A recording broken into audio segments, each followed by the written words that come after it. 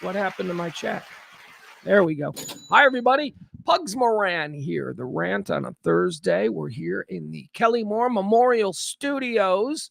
Well, I don't know how to describe it here on the south side of Chicago as we do this show. It was like gorgeous. It was insanely beautiful yesterday and even last night. I mean, it's one of them days that nights, I should say, here in the Midwest that you absolutely cherish. That I really don't know if it's appreciated elsewhere, but it's that first night of spring where you sleep with the windows wide open and you get the breeze and it's not too hot.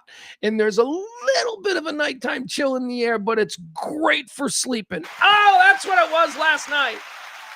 That's what it was last night. And then I wake up today and we've got I don't know, skies are all gray. It's still warm, so that's, it's not cold or anything like that. But the wind, my God, you guys, we've got wind gusts that are just absolutely insane. I don't know. It looks like bad weather's coming. Storms are brewing. I talk a lot about here on the Rant. I've been doing it now every day, right here in the midday for 5 years. Talk about an exercise in narcissistic delusion. That's me, folks. Hi. Hello. Shouting at clouds. Talk a lot about programming. I use words like normalization and all. These are all therapy words. These are all ways of seeing the world that maybe helps you manage it better or manage your reaction to it better. So I talk about programming. I accuse people, you're being programmed. You think that you're programmed. There are many ways to look at programming. But something I've been thinking about lately, and I think this is a great example of normalizing something that is absolutely abnormal, normalizing something that is totally unnecessary. And, it's another indication of programming. It's been normalized and we've been programmed to just go, there's nothing weird about that, and we all do it. Here's the thing I'm referring to. And I don't know if you can relate to this or not. We all grew up, or at least most of us did. Honestly, in my case, it wasn't this way because I grew up in a condo with a single mom. So I didn't have a house. But if you had a house, every single house that I went into growing up, and I have to assume it's your homes, every single house that I went into as a kid growing up, the very first thing you saw was a living room that was never used. And it had the most expensive furniture.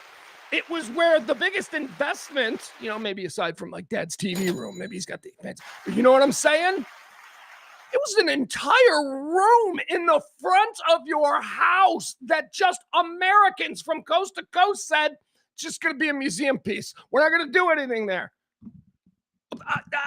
I guess back in the day when the life insurance guy came door to door, he would sit there and you'd serve him coffee like it's, some Tennessee Williams play.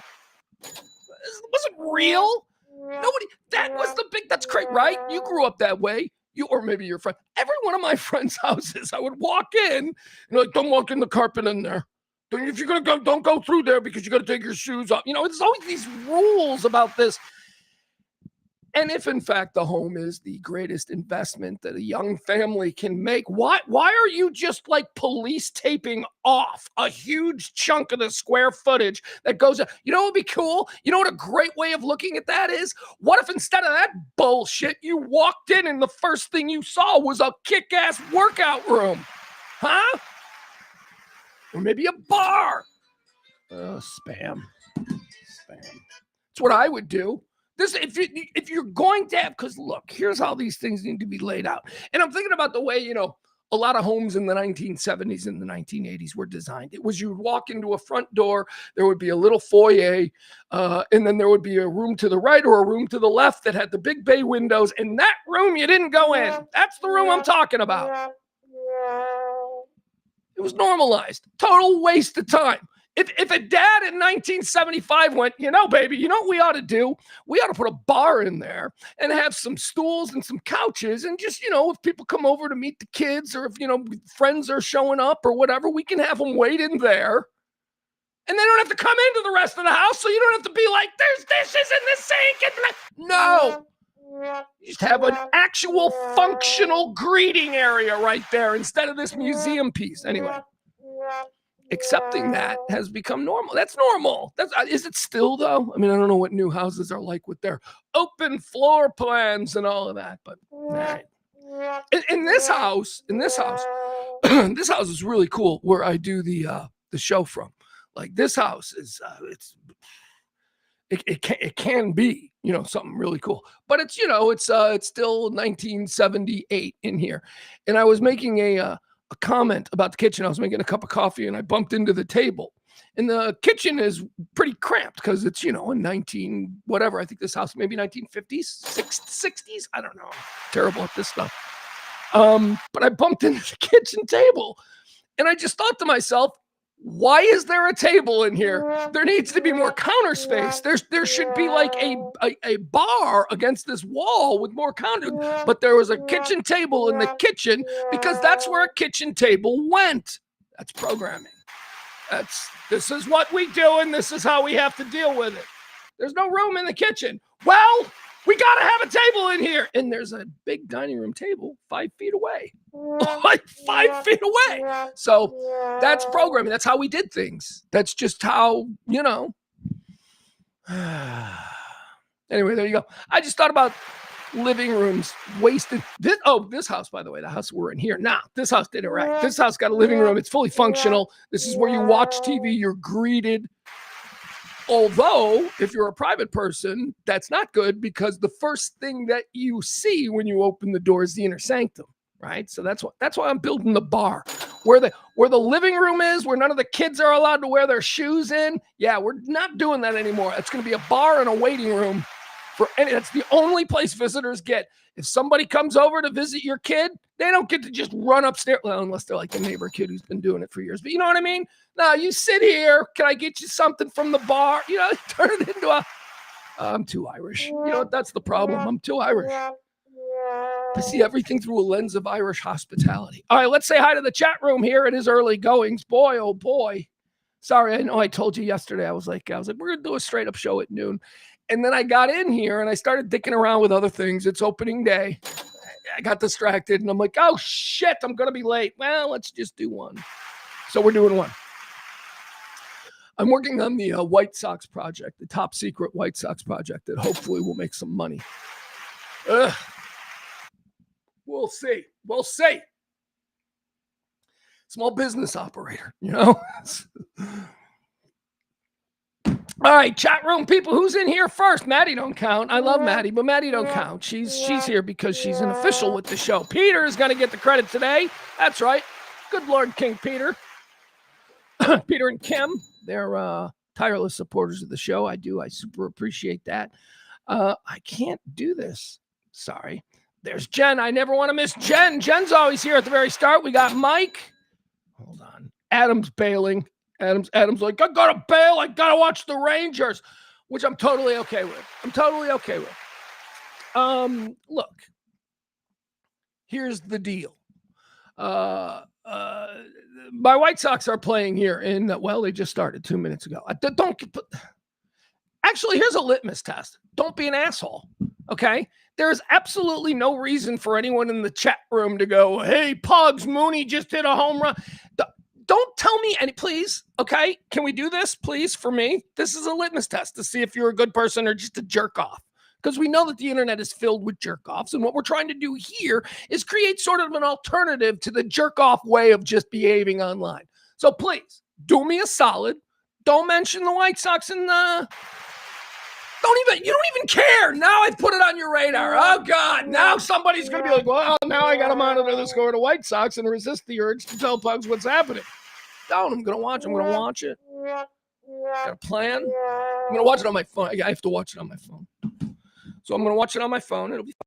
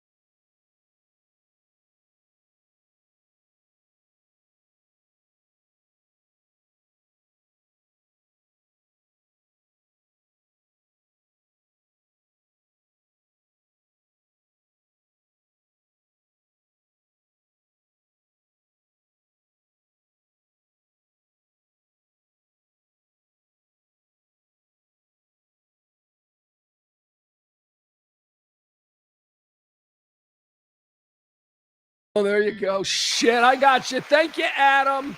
Thank you. Coincidentally enough, I was talking about Adam. Sorry about that. Thank you, Adam. We powered down. I've been assured. Remember I told you we did some stuff and I was hopeful that would not happen anymore, but that's going to happen. The show is going to just drop off and hopefully I'll catch it in time like I did there.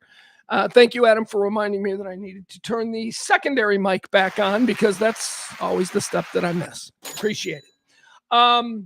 We were talking about Adam and then he texted me. It is opening day, so I give anyone permission. The Rangers, what do we got? A 3:00 start for the Rangers today? Let's see. I'll give you the Rangers, what's happening with them. It's the matchup of the Texas Rangers and, of course, the Philadelphia Phillies. They're out there at Bank Park in Philadelphia. It's a 3:15 first pitch. Let's see. You can see it on the Rangers Sports Network. Victory, starting pitching. Who do we got? Well, of course, Rangers, Nathan Eovaldi, the old workhorse out there. How many? Two? Is this the second Nathan Eovaldi opening day start, or is this third? It seems like maybe they had a bigger name 3 years ago. I don't know. Anyway, he'll be taking on the Philadelphia Phillies' Christopher Sanchez, a left-handed pitcher making his first career opening day start. He finished the 2025 season with a 13-5 record and a 2.50 ERA. Big things expected from the Phillies organization for young Christopher Sanchez. Opening day. It's very exciting. I was explaining to my son yesterday that there was a time in this country when opening day was every bit as celebrated, more so than, because quite frankly, this probably took place before there were Super Bowls, but opening day in Major League Baseball was bigger than Super Bowl Sunday. And my son's like, nobody cares, but I'm like, they used to care. There were things. Oh boy, you want to talk about the cultural sensitivity and sensibility, more to the point, shifts that we have seen over the last 50, 60 years in this country. I say this all the time. If you were doing a man on the street interview in this country in 1955, you could stop anybody on the street and ask them 3 questions and everybody would be able to tell you the correct answer. 1955, if you stopped a stranger and said, who's the heavyweight champ of the world? They would be able to tell you. They'd be like, well, that's Joe Louis, or whoever the fuck it was. I'm not from then. But so that's the first question. They knew the heavyweight champ of the world. You could ask them, who's Miss America? And they can tell you the name of Miss America. Nobody in this country has been able to tell you the name of Miss America since Vanessa Williams did the lesbo thing in Penthouse. And everybody went, okay, they're just like us. We can forget.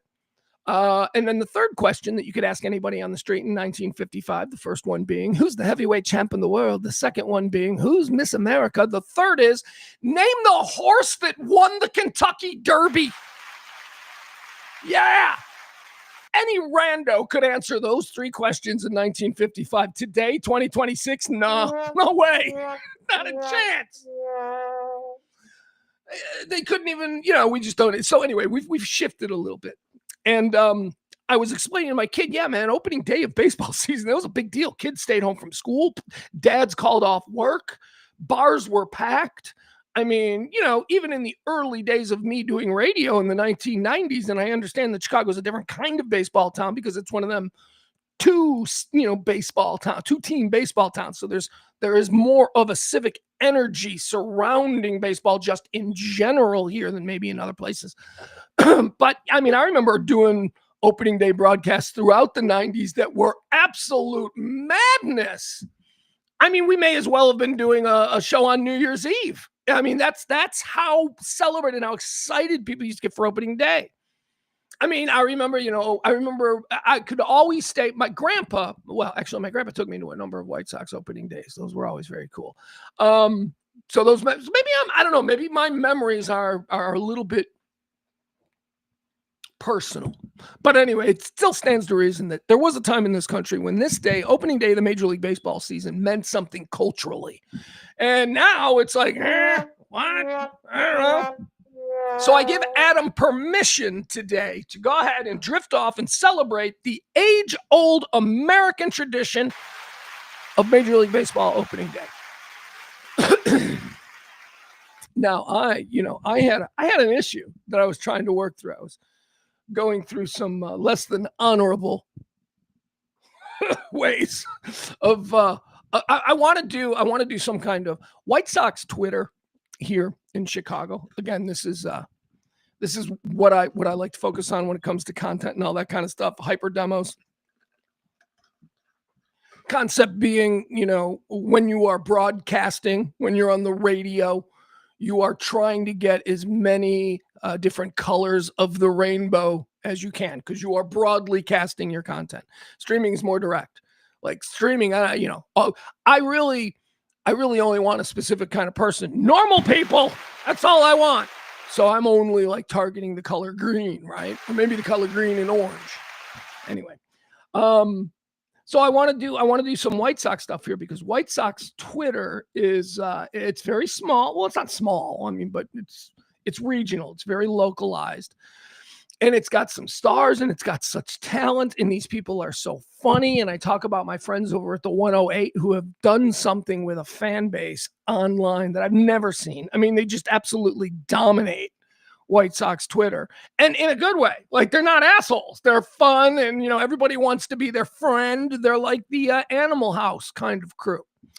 So I've started to. I'm working with some people. My buddy Brian is one, and some other people. We're trying to do something a little bit different in the vein of baseball coverage. What my plan is we want to go live. We want to do a live stream immediately following every game. And we're going to do this live stream only for White Sox Twitter. Other people they want to find it, and hopefully maybe it'll grow White Sox Twitter. But what we want to do is we want to rely on the personalities' instant reactions to the games immediately. We want to put them on the stream. We want to provide... in the beginning of the stream, the rant that we used to do, Radio Misfits provided us with a phone number, and we never used it. And I don't think I've been, informed we don't need to use a phone number. I mean, unless you really want to use a phone, but we can do other, people can Skype in, they can Zoom in, whatever it is. There's plenty of other ways that, we can get content. So anyway, that's what we're working on here.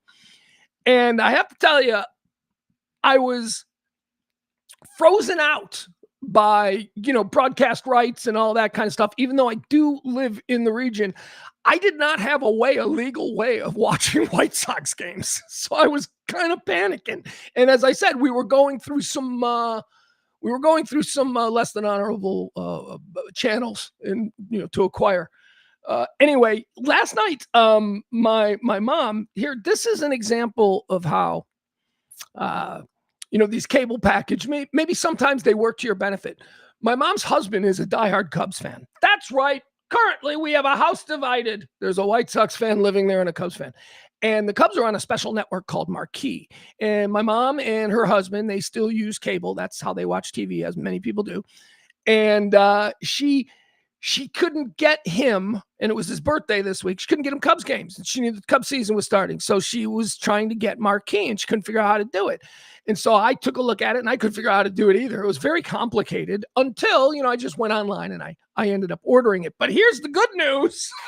You can't just get Marquee. Like, you can't just, they're like, so the house was going to have legal Cubs games, and I was going to have to try and find an illegal way to get my White Sox games. The house was going to have legal Cubs games, but then when I called the cable company to try and get the Cubs games, they said, well, you have to buy the upgraded package.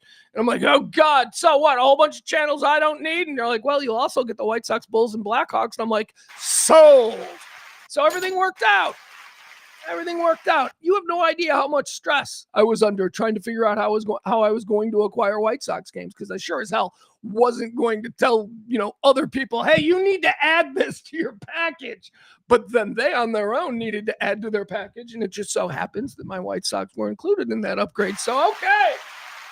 So let's go. By the way, our White Sox thing isn't going to start. It's not going to start in the beginning of the season. We're not looking until like June. It's I don't want to give any more out, but anyway, happy opening day to you folks. Please keep the White Sox chatter in the chat room to a minimum. There is no, I haven't seen Eddie Haggerty in here for a while. Maybe he would blow the White Sox chatter thing for me, but no. I know Kevin's not much of a baseball fan, so I don't have to worry about that from KB. And Tom Beller's a Cub fan, so I don't have to worry about him ruining it. And besides, he's not a dick, right? He's not going to be like, God, let's just wreck Pugs' day. Like I said, it's a litmus test to see if you guys are jerks or not. And I know most of you aren't. All right, we got a big show that we're going to get into today. A lot of stuff I want to talk to. Fun stuff, starting out with some negative stuff. A couple of downers. You know what I used to do here on the show every day? I used to open up with this day in history. We used to go through a whole thing, and I abandoned it because, I enjoyed it, but I realized nobody else does. So we abandoned that about a year and a half ago or something. But today I was just looking at it because I still do look at the birthdays and, if there's anything that I really feel like we can add to the current stream or the daily stream, I'll use it. But here, check this out. There were two things that occurred on this day, which, of course, March the 26th. There are two pretty significant things that happened. And the only reason I mention this is because I remember where I was for both of these things. The first one's a little sketchy, which is weird because it was only 2 years ago today. On this day, 2 years ago in Baltimore, the Francis Scott Key Bridge collapsed. Remember when the boat hit the bridge and it collapsed and it was like a huge, horrible situation because we all use bridges? Although not so much Texas. Y'all don't have bridges. That's actually something that I really enjoyed about Dallas. Now that I'm thinking about it, they got no bridges. They got, and if they got the Margaret Hunt Bridge. There's no raging red. It's not over the Mississippi. That's not, that's nothing. I'm not worried about what's going to happen. Margaret Hunt Bridge there. It's nice. It's nice because I grew up petrified of bridges. I hate bridges. I still don't like bridges. I still get nervous when I'm on bridges. Kelly, when she was living on that stupid island in Corpus Christi, she's like, I have to ride on a 5-mile bridge across the ocean every day. And I'm like, nope. It's like people who move to Florida and then have gators in their backyard. You can't just go in the backyard. Got to make sure the gators ain't there. What? Why do you live here? Kelly had to take like a 5-mile ocean bridge to her house. I'm like, even in bad weather? She's like, oh, yeah. Nope. Have a friend who lives in the middle of Wisconsin, and I was talking to him. And he wrapped up the phone conversation by saying this. I've told this story before. He wrapped up the phone conversation. We talked for about 45 minutes. He wrapped it up by going, all right, bear's gone. Got to go inside. And I'm like, wait, what? What do you mean? He's like, yeah, this whole time I've been sitting in my driveway. I pulled in and there was a bear in my yard and, you can't really get out. And I figured, why not? I'll talk to you. Bear's gone. So I'm going to go into my house now. And he hung up. And I thought to myself, why does he live somewhere? Why would you wouldn't live next door to somebody you knew was a serial killer. So why are you okay living in a house where you just have bears and wolves and crocodiles and Kelly's case, bridges? I hate bridges. So it was on this day in 2024 that big incident happened there in Baltimore, the Francis Scott Key Bridge. I don't know if they fixed it. Blame Biden. Well, didn't we blame Biden for that? It's Biden's fault. Didn't a boat hit it? The fucking boat hit it. Yeah, but Biden. Okay. Were we doing that then? I think we were. Probably. We're still doing it now. Some people are still doing it now. That was on this day in 2024. The Francis Scott Key Bridge collapses in Baltimore. But here's one that I very much remember where I was. And this one goes back to 1997. It was on this day in 1997 that the Heaven's Gate mass suicide was discovered. You guys remember that? Remember Bo and Peep and was it Marshall Applewhite? I'm going with Marshall Applewhite. Here's the problem. Round about the same time, the University of Texas had a quarterback named Major Applewhite, and I sometimes call Marshall. It's the whole Gordon Ramsay, Graham Norton kind of debacle again for me. It's Marshall Applewhite. Marshall Applewhite, right? He had a bunch of followers. Lucky. See, I want to be a cult. Why can't I be a cult leader? I got a house with plenty of table space. Why can't I be a cult leader? You know why? Because my standards would be way too high. I would like the people who would join my cult. None of you chatters would join my cult because you're not that crazy. But like the people that would be like, yes, master, that kind of thing, they wouldn't meet my standards. And at some point I'd fall back on the whole Groucho Marx thing where I would have no respect for them, because why the hell would I respect anybody that is like bowing down to me, right? Groucho Marx would never join a club that would have me as a member. I love that. That is such a... I would never join a club that would have me as a member. So, it would never work out for me ultimately as a cult leader, because I just wouldn't have any respect for the people that were, bowing down. And also, hot chicks. I would be way too strict. Like, nah, you're a Cleveland 7. You can't be in my cult. You need to be at least a Cincinnati 9.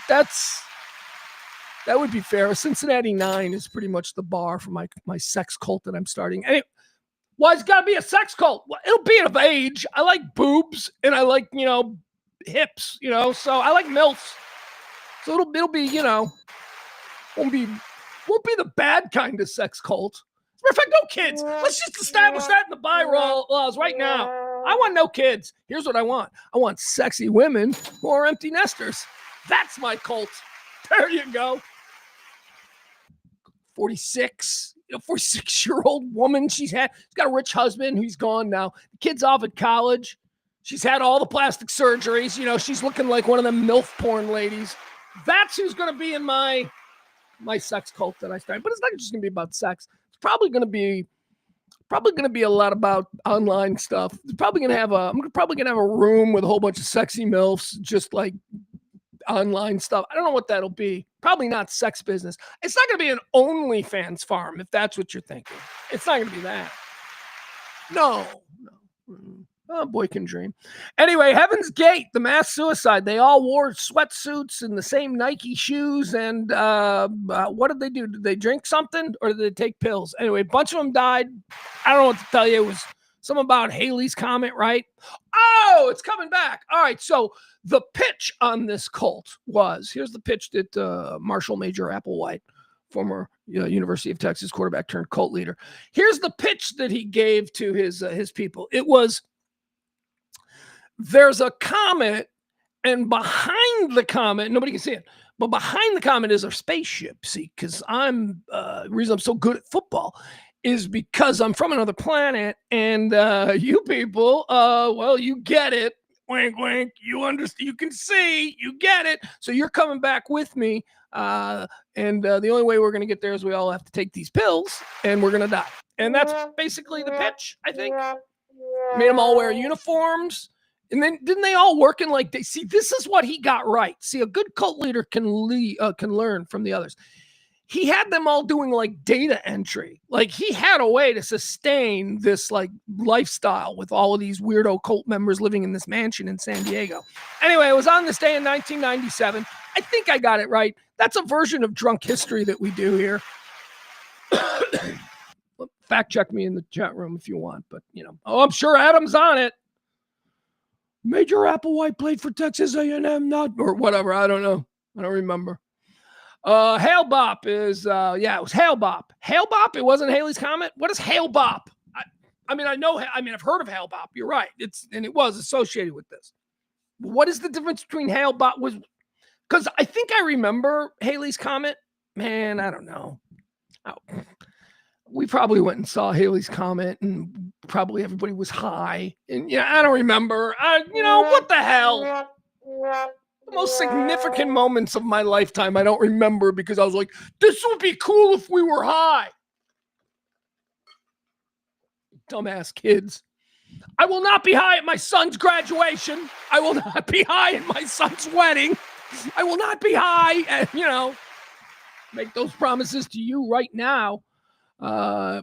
Yeah, Barney's right. Barney's right too. Was it Haley's or Hail Bob? Well, Barney's right and wrong. Hail Bob. Hail Bob. I like that. All right. On this day in 1997, I remember exactly where I was. I was living in, geez, I could pull up a Google map and show you right where I was. I was living in an apartment with my first wife, and we had gone to the movies. I think we had gone to the movies with our friend Artie Kennedy and his then girlfriend, now wife of like 20 years, Mary, I think. I don't know. It gets a little blurry there. But I do remember being in the car coming back from the movies and listening to the radio, and they were reporting that these bodies had been found and blah, blah, blah. And sounded like a really big deal. And I remember walking up. There was this long, long walkway to this apartment building. This apartment building was in a complex that was carved out of a forest. So there were a lot of rolling hills and long walkways to, tree surrounded buildings. So I remember walking up this long walkway and looking up at the sky, and it was a clear sky and all the stars were out there. And I'm like, I wonder if there was a spaceship or whatever. Anyway, I remember exactly where I was. Strange for no reason. I mean, I don't know. And that's not a significant story, but isn't it weird? The little fragments of real vivid memories that we have. And a lot of times they're random, like do you know what, can you tell me, chat room, can you tell me what your earliest memory is? Because my earliest memory is wild. My earliest memory is, I don't know how, I must have been super, super young, because my earliest memory is laying in the backyard of my grandmother's house, having my diapers changed. I'm laying in the grass, I'm having my diapers changed, and I'm looking at an airplane flying overhead. There was an airplane because it was a flight path to Midway Airport on the south side. So I'm no idea how old I am, but let's put the context clues together. I'm laying in the grass in my grandma's backyard, looking up at an airplane while my diapers are being changed. And this is what I remember. I remember my grandmother saying to my mother, he's gonna be too old for diapers soon. That's my earliest memory. I have no idea why I remember that. My therapists don't either. That's one of the things you get into. It's like, I don't know. That's pretty random. The airplane could be something about escaping or feeling trapped, or I'm like, no. Just a random memory.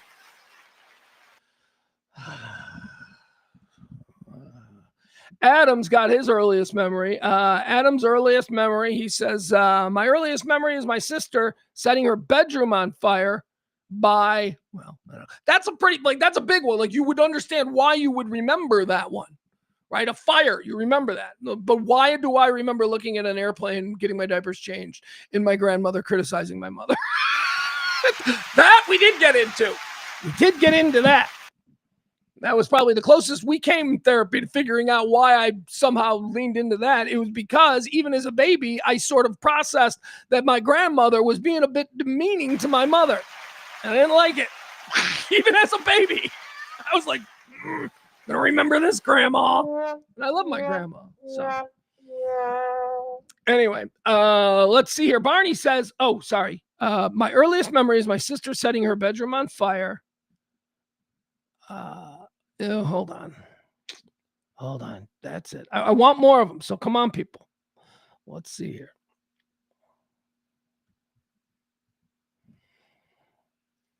Barney says, I have a few memories of being frustrated that I couldn't talk. Wow. See, that's cool, Barn. That's a cool one to have. That's because that feeling's good. That's a feel. It's not necessarily a memory. It's a way you felt. It's an emotional response to something. Yeah, that's good. That's a good one. Being frustrated that you couldn't talk is his earliest memory. All right, back to Adam and his house catching on fire or whatever. He says, my earliest memory is my sister setting her bedroom on fire. And then the next thing he says is, mistake. I was 3 or 4 and I can still smell it. I ran downstairs and said, the little people are burning. It was a Fisher-Price Little People set. Okay. Yeah. But again, that sort of tracks. You would remember that. That sounds like a pretty traumatic experience. Even if it was, a small fire for a little kid, you don't really have the ability to gauge whether or not the whole house is going to burn down, people are going to die, or if this is nothing. So I get that. That's an exciting, man, I'm telling you, Adam, that was probably the first time that your endorphins and dopamine went crazy. That's why you remember it. But again, I'm looking for something random. like that. I like those. All right, hold on. Let me see here. Whoa, let's go back. Peter says, my first memory is when I was 5 and we took a train from Fort Worth to Cali to go to Disneyland. Yeah, that's another. It's excitement though. You were probably, again, the endorphins and the dopamine, they made a lasting impression because it was the first time you were really excited. Yeah, I remember being real excited. I remember being excited for Christmases. I mean, that's a feeling. It's not so much a specific memory. So I don't know. All right. Thank you, Peter. Frankie, he's got one. Frankie says, having my baby pictures taken at 2 weeks old. Whoa. Now, see, that's kind of random. I like that, because you wouldn't, at 2 weeks old, you would have no concept of what's going on. You wouldn't know what a picture is. You would just probably remember the flash or something. Yeah, and now, retrospectively, I suppose, looking back, you're like, oh, I was getting my picture taken. But at the time, you were just like, what's happening here? Why am I nude with a bow tie? I don't know what kind of pictures your parents were into. I'm sure they were appropriate, though, Frank. Peter doesn't remember anything before his train trip. Let's see. More from Barney. Barney says, I'm 26 months older than my brother, and I remember seeing him in the hospital when he was born. All right, that's a good one. Yeah, that's a good one. Probably hated him. You probably hated him. You were like 26 months old. You're just looking at this. You're like, where's he gonna sleep? Right? You like got all kinds of, because right now shit's pretty good for a 26-month-old. Mom gives you all the attention. Those are your boobs, not his. Suddenly they're gonna become his. All right. Peter says here. Says, I hope I wasn't being put in a closet or something so scary I could never pull it back out in therapy. Now, you're lucky if you don't have any traumatic memories, but you do. Everybody's got traumatic memories of youth. We all watched our parents fight. We all saw a car accident. That's one of mine. We were going to Six Flags. You want to talk about an emotional roller coaster? We were going to Six Flags, and I was in the back seat, and I was probably like 8 or something. And traffic was bumper to bumper because there was an accident up ahead. And as we creeped by the accident scene, I remember it was one of those. Do you remember MG midgets cars? They were MG midgets. They were like little sports cars, little sports car convertibles. They were often green. This one was.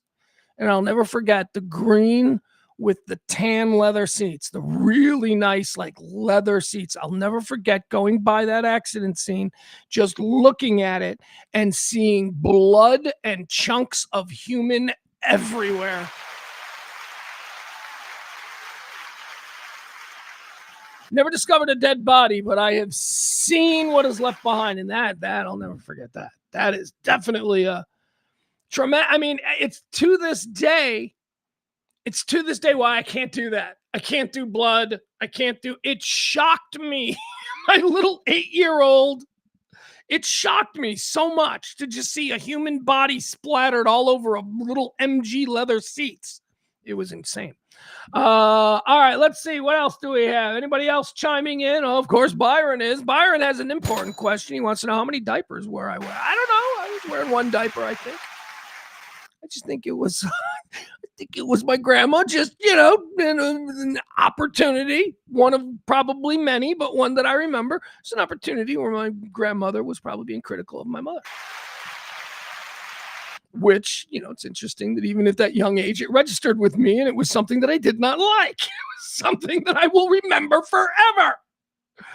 All right, anybody else? We got anything new? Byron's going to offer something here. Okay, thank you, Byron. Byron says, I can remember my first steps, but I was 4. I was born crippled. You were born crippled?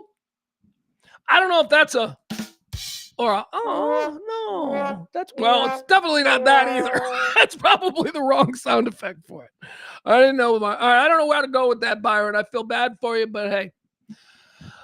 Explains your edge. I'll say that. It explains Byron's edge. People, I've had a bunch of friends who had handicaps in their life. They all have a fucking edge. They all, you go ahead, stranger. You can all be, oh, look at that. They don't fucking want that. Stick that up your ass. That's why I love it whenever there's a depiction in TV or something of a handicapped person who's a jerk.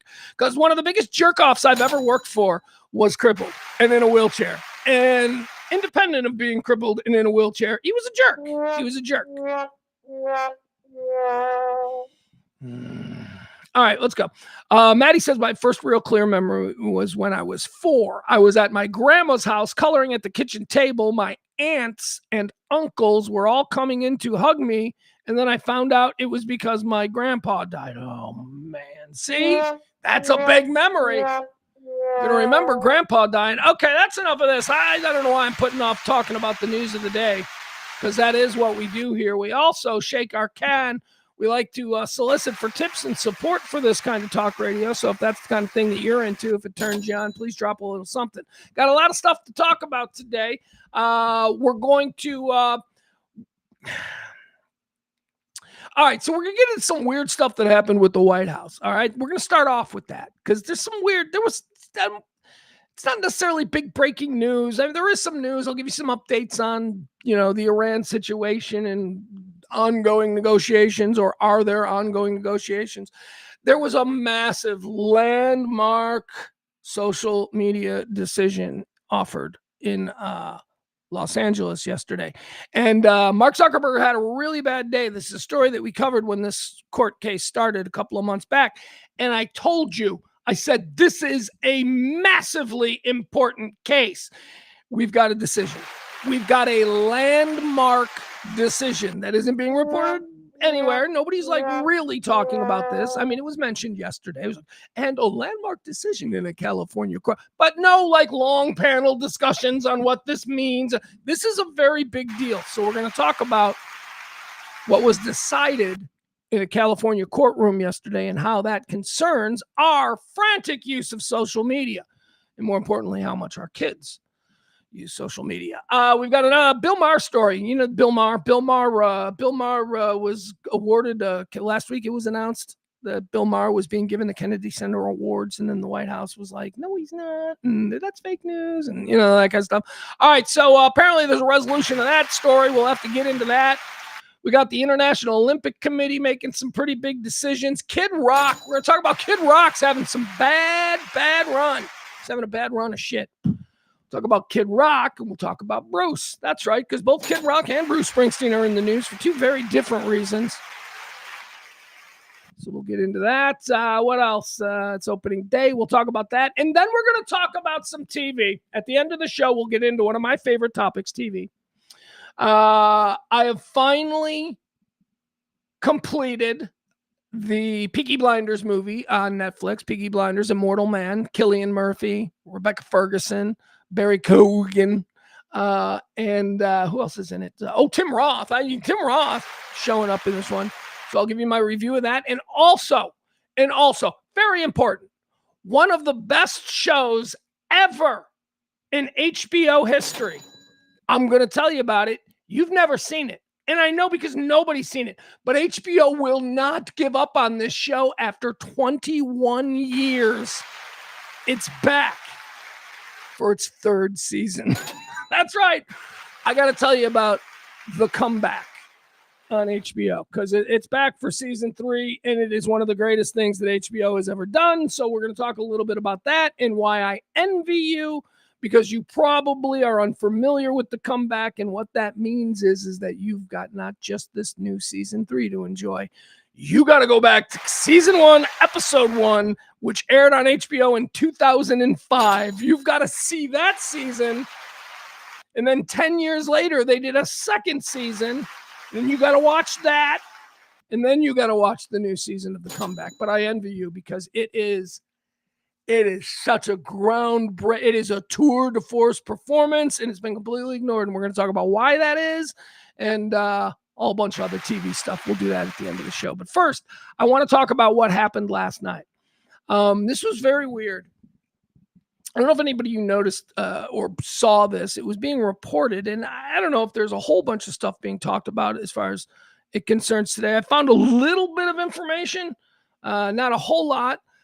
Where is it? So last night, I think it was around 8 o'clock, 9 o'clock, the White House, the official White House account, okay, tweeted, problem is, tweeted something really random and really weird. The official White House account tweeted a 4-second video of somebody's shoes, gold shoes. Now we got to look around the White House and figure out what chick wears gold shoes. People think it's Carolyn Levitt. And it's just, they're in a room and they're talking, and all you hear this person say is, the launch is set to begin any minute now, or something like that. And then the video cuts. And the official White House put this out. Very cryptic, very weird. It obviously made a lot of people, well, that must be a mistake. People were, this must be a mistake. Somebody just didn't realize that they tweeted this to the official White House account. But then, like a couple minutes later, a second really weird and really cryptic tweet. Now, the first one with the shoes, you might be able to find it. The clip of it that I had saved to show you, the first clip, which is the clip of a woman's shoes in a room where she says the launch is set any minute now, or words to that effect. That clip, the one that I saved from last night, is now gone. It's gone. Can't find it. I do have the second clip, though, because for the people who were saying that the first clip was a mistake, that obviously they just put the phone, down and accidentally hit a button, and that doesn't mean anything. Random cryptic video of a woman's feet in a room, theoretically in the White House, saying the launch is set any minute now. Clip ends. Response, that's fucking weird. Other response, well, it's obviously a mistake. Then a couple minutes later, a second one. A second mistake. Not a mistake. Somebody's fucking doing something. Somebody's ginning the weirds up, and also, gotta be honest, concerning the normals a little. The official White House Twitter account is tweeting weird 4-second non sequitur, apropos of nothing clips. I do have the second one, though. Here is the second one. Didn't get any better. This one I think is still out there. Now, there are news reports. We can watch videos of people on YouTube covering it, and they seem to have the video of the first one, but I can't really find a standalone. And I'm not all that interested in it, because you don't need to see it, other than, for creep factor, because when you do see it, it does take on an added level of creepy weirdness, because it is so random, like a Saw movie or something. Like, what the fuck is this? Was somebody... We don't know what it was. Anyway, here's the second one. This is the second one that made me go, oh, this isn't a mistake. They're doing this intentionally. The White House official account is just sharing weird shit to freak people out in the middle of a fucking war, when the president is the least popular president in the history of the United States. This is what the White House official account is doing. Here you go. Here was the second one, because remember, the first one was just a mistake. Here's the second one.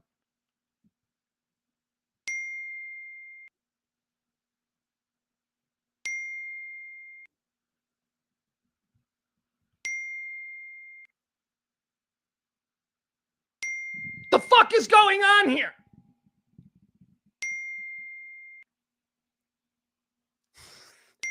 I'm not a weirdo, okay? I'm not a weirdo. I'm not a QAnon guy.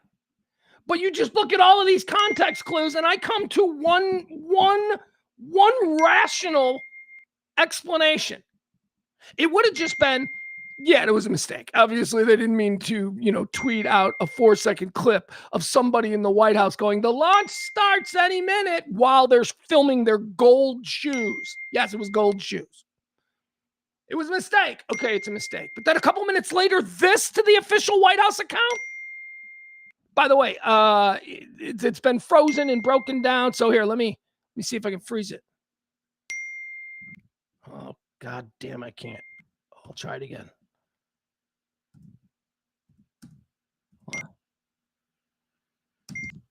Hold on. I missed it. Anyway, it is like a distressed flag. The ding, and then there's a distressed American flag for a brief second, officially tweeted out by the White House account last night at like 10 o'clock. While we're in the middle of a fucking war, the economy is tanking, nobody trusts this administration, and they're fucking psyop tweeting at 8 and 9 o'clock to the American public? For what reason? What are they doing? They're intentionally trying to stir some kind of... It's just weird, man. I'm sorry. I don't know what the fuck that's all about. It was a mistake. Oh, Pugs, they came out today and said it was a mistake. This administration, our institutions currently have no credibility. So I don't give a fuck what they say. We are left. This is the problem. We, the people, are left to interpret this shit to the best of our abilities, because we cannot trust that ding in the distressed American flag, that wasn't a psyop. That wasn't to get all the craziest of the crazies a little bit closer to being crazy for us. It's happening. It's happening. The QAnon accounts, I'm sure, we're flooding the world with that. It's happening. Official White House account. Meanwhile, nothing's happening. But a whole bunch of people got fucked with. And not by some troll, by the White House. What is happening here, guys?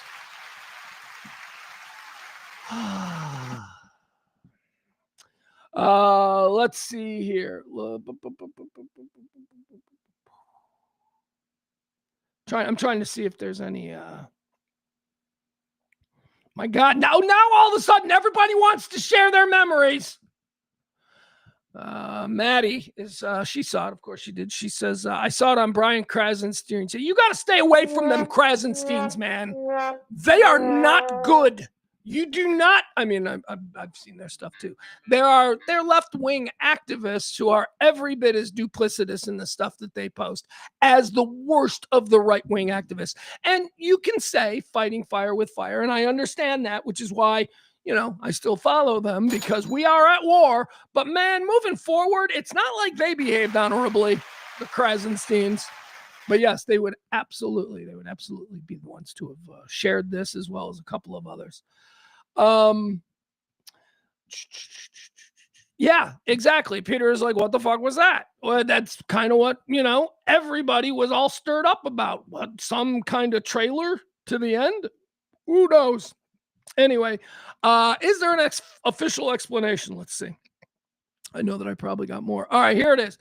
So no official explanation, but I did ask both Grok and Google AI about this story from last night.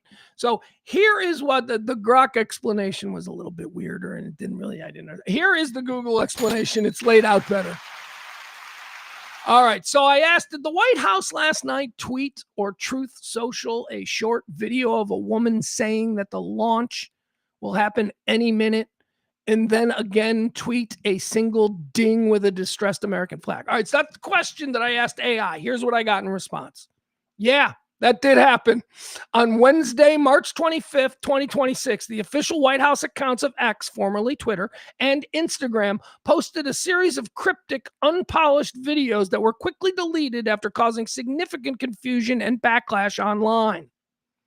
Well, one of them was deleted. The shoe one, the one that looks like an honest-to-God mistake, that one was deleted. But the one that I just played for you, ding, that's still coming from the official White House account. So that one wasn't deleted. The weird distressed American flag with the ding. I just played it from you from the White House's Twitter account at 1:58 p.m., 1:56 p.m., let's say, Central Time. So it is still there. They did take down the other one, which does seem like a mistake. So now we're just left with the, or whatever, the ding. So what the fuck is that?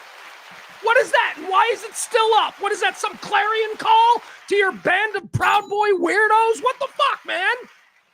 And I'm not this kind of person. I don't think this way, but I live in a time now where maybe I got to start thinking this way, because the people who are in charge are the people who have put out over the years that thinking this way is the way to think. So I don't put anything past them. Yeah, the same people who are like, they're going to build camps if you elect Biden. They're building camps now. They're the ones built. Projection. It's always been projection. So anyway, the weird video last night. It says the video appeared to be recorded on a mobile phone in a Snapchat style format. Visuals of the video. One of the videos featured a close-up of a woman's shoes, described by social media users as gold pumps or witch shoes. That's okay. That seems unnecessary. While the camera wandered without a clear suspect. So that was the picture. That's the one I'm describing you. So it's just a camera, and it's kind of doesn't, they're not intentionally filming. You're just getting whatever the camera is pointed at. And it seems to be pointed at gold shoes and a woman saying the launch begins any minute. All right. Oh, well, actually, they're going to tell us about this now. The audio that you hear, a text overlay reads, sound on. Okay. So there was a text overlay on the account of the White House that said sound on, which is true. And now I'm starting to realize something. That's why okay, so it wasn't a mistake because the text overlay that the White House put on the gold shoes video where a woman can be heard saying the launch will start any minute now, there is a text overlay on that from the official White House account. And the text overlay says sound on. And when you put the sound on, all you hear is her saying the launch is, oh, jeez, what is happening here? What is going on? This is the White House. This is why I say it's a clown car and you can't trust anything out of them because they are actively engaging not only in 10 years of just rank division, just all of us are being separated by them, but now mass confusion and just weirdness. All right. The audio, a text overlay reading sound on appears while an unidentified female voice could be heard asking, it's launching soon, right? Or will this hit? It's launching soon. All right. So I guess that's what they're saying. They say a second video. This is the one that we just watched. A second video, a separate video that remained online longer. Still is. It's still online. Remained online longer. Featured the sound of a phone notification accompanied by an image of a distressed American flag. Because the White House deleted the posts within about an hour. No, the White House deleted one post maybe within about an hour. Because the White House deleted the post, we just watched the other one, okay? So, I don't know, believe who you want, but we just watched something from the official White House Twitter account. So, it's still there, regardless of what AI is telling us here. Because the White House deleted the posts within about an hour, they are no longer available on official channels. However, the footage has been archived and re-uploaded by news outlets and social media commentators. News coverage, you can view the deleted... Excuse me. You can view the deleted analysis on the Midas Touch YouTube channel. Should we? The Midas Touch, they're also like, left-wing activists. Okay.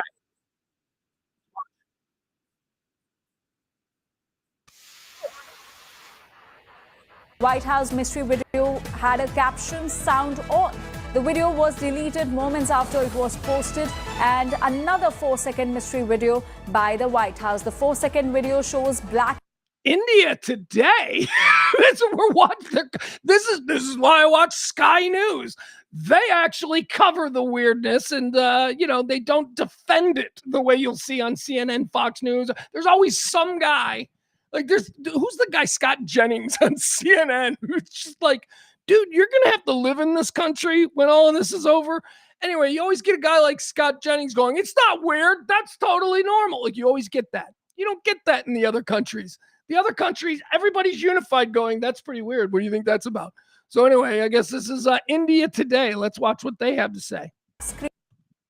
With a glitch. So these two videos were posted by the White House on social media platform X. And all right, we're actually seeing here, this is the video that I didn't have. This is the video. See the golden shoes. This is the video. I don't know if they're going to play it. Well, I'll just shut up. Okay. Also on Instagram, which were then later deleted. House screen with a glitch. So these two videos were posted by the White House on social media platform X and also on Instagram, which were then later deleted. The first one had a caption "sound on" and it was deleted moments after it was posted. In fact, another 4-second mystery video was also posted by White House. It was a 4-second video showing black screen with a glitch. So the official White House account shared.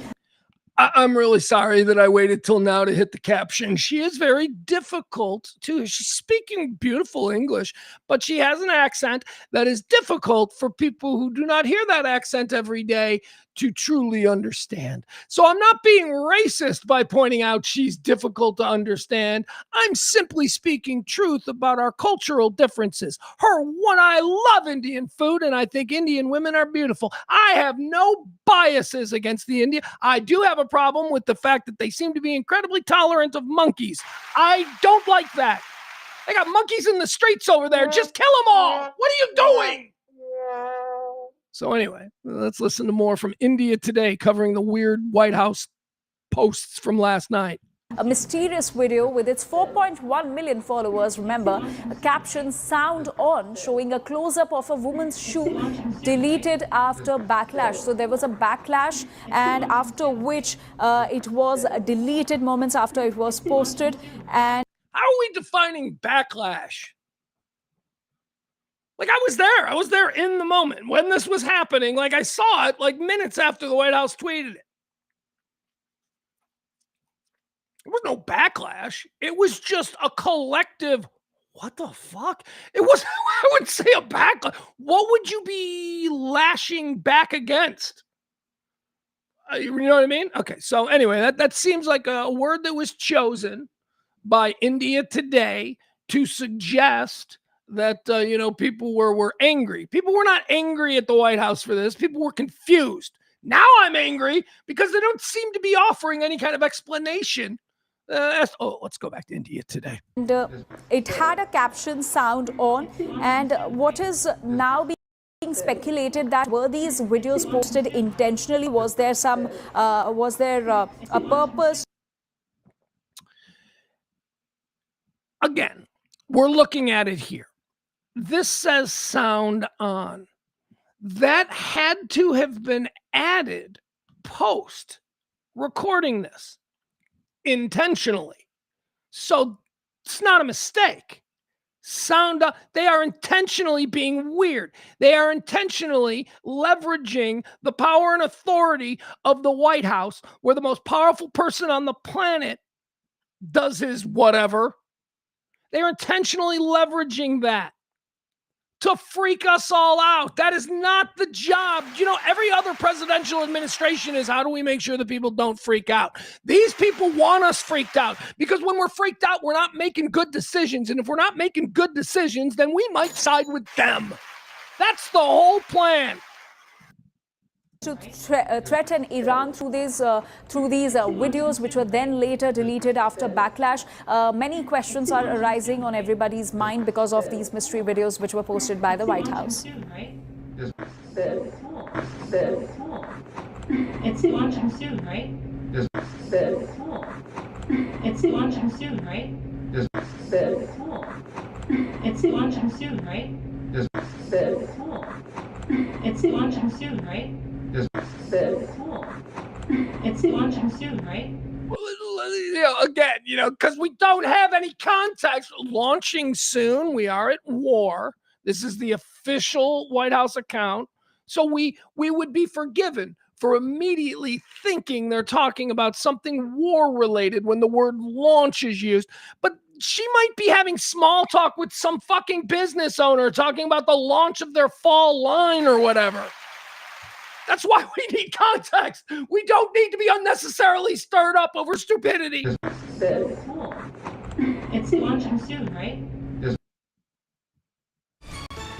So were these videos posted by mistake, or was this posted intentionally? Is this a way to threaten Iran? These are some questions that are doing the rounds. Now, another question that arises. How's that a way to threaten Iran? What? I don't know. Am I too old to understand the social media psyop war that's happening between Iran and the United States. I don't know. Is that even if it was posted by mistake, how come it has been posted on both the social media platforms, be it X or be it Instagram also? If that would have been the case, it would have been posted on just one social media platform. And also, after facing a lot of backlash, these videos were deleted. One was a video showing a close-up of a woman's shoe, and there's also it had a caption sound on in which a woman can be seen speaking that will this hit? It is launching soon. That is what can be heard, and it is being said that that is the voice of the White House Press Secretary Caroline Leavitt. And there was another video, 4-second video that was posted. It had a black screen, and there was some glitch also in that video, and that was also then deleted. So these are the mystery videos that were posted by the official page of White House, and it is important to note that. I do agree. I love the way she says video. Video. The White House official page has over 4.1 million followers. So those had the access to this video. These the first one having the caption sound on, which was a close-up of the shoe, and the other one having a black screen. And both these videos were then later deleted. All right. Well, I don't believe they were both deleted, because let me go back to, here we go. Hold on. All right. Hold on. Let me make sure. All right. Yeah. See, I mean, this is the problem with the media, guys. It's the official White House account. It is still posted, okay? The official, I just went to it. I just clicked on the official White House account and got this and pulled it. So, it's still there. Multiple media reports have been like, well, they pulled them both down instantly. No, they didn't. They left this one up. Why? God. I still don't know why Melania wore that jacket that said "fuck the kids" or whatever. I don't know. I have so many questions. Oh, why do these people do this to me? Yeah, remember that? Remember when Melania? I don't know. School shooting? I don't know where she was going. She was being like a first lady. It was like one of her first official visits, being, a sympathetic, empathetic, loving, caring first lady. And she wore a jacket that on the back said, "I don't care, do you?" Which was just like, why? What? I got AI. AI's got to have an answer for me. All right, here, I got to ask this. Look, guys, I'm sorry. I don't want to derail the show. But again, before we're never going to get answers on the weird posts last night. But, let me just backtrack. Let me see if there was ever an explanation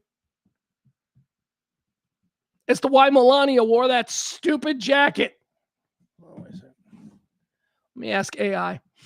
All right. Well, first of all, we can close that, and we can close that. All right. Why did Melania wear a jacket that said, "I don't care, do you?" I think that's what it was. All right, let's see what AI has to say about this, because they know everything, even though, we just went over the fact that they misreported that the White House had pulled down both of their unintentional tweets. All right, Melania's choice to wear a $39 Zara jacket with the phrase, "I really don't care, do you?"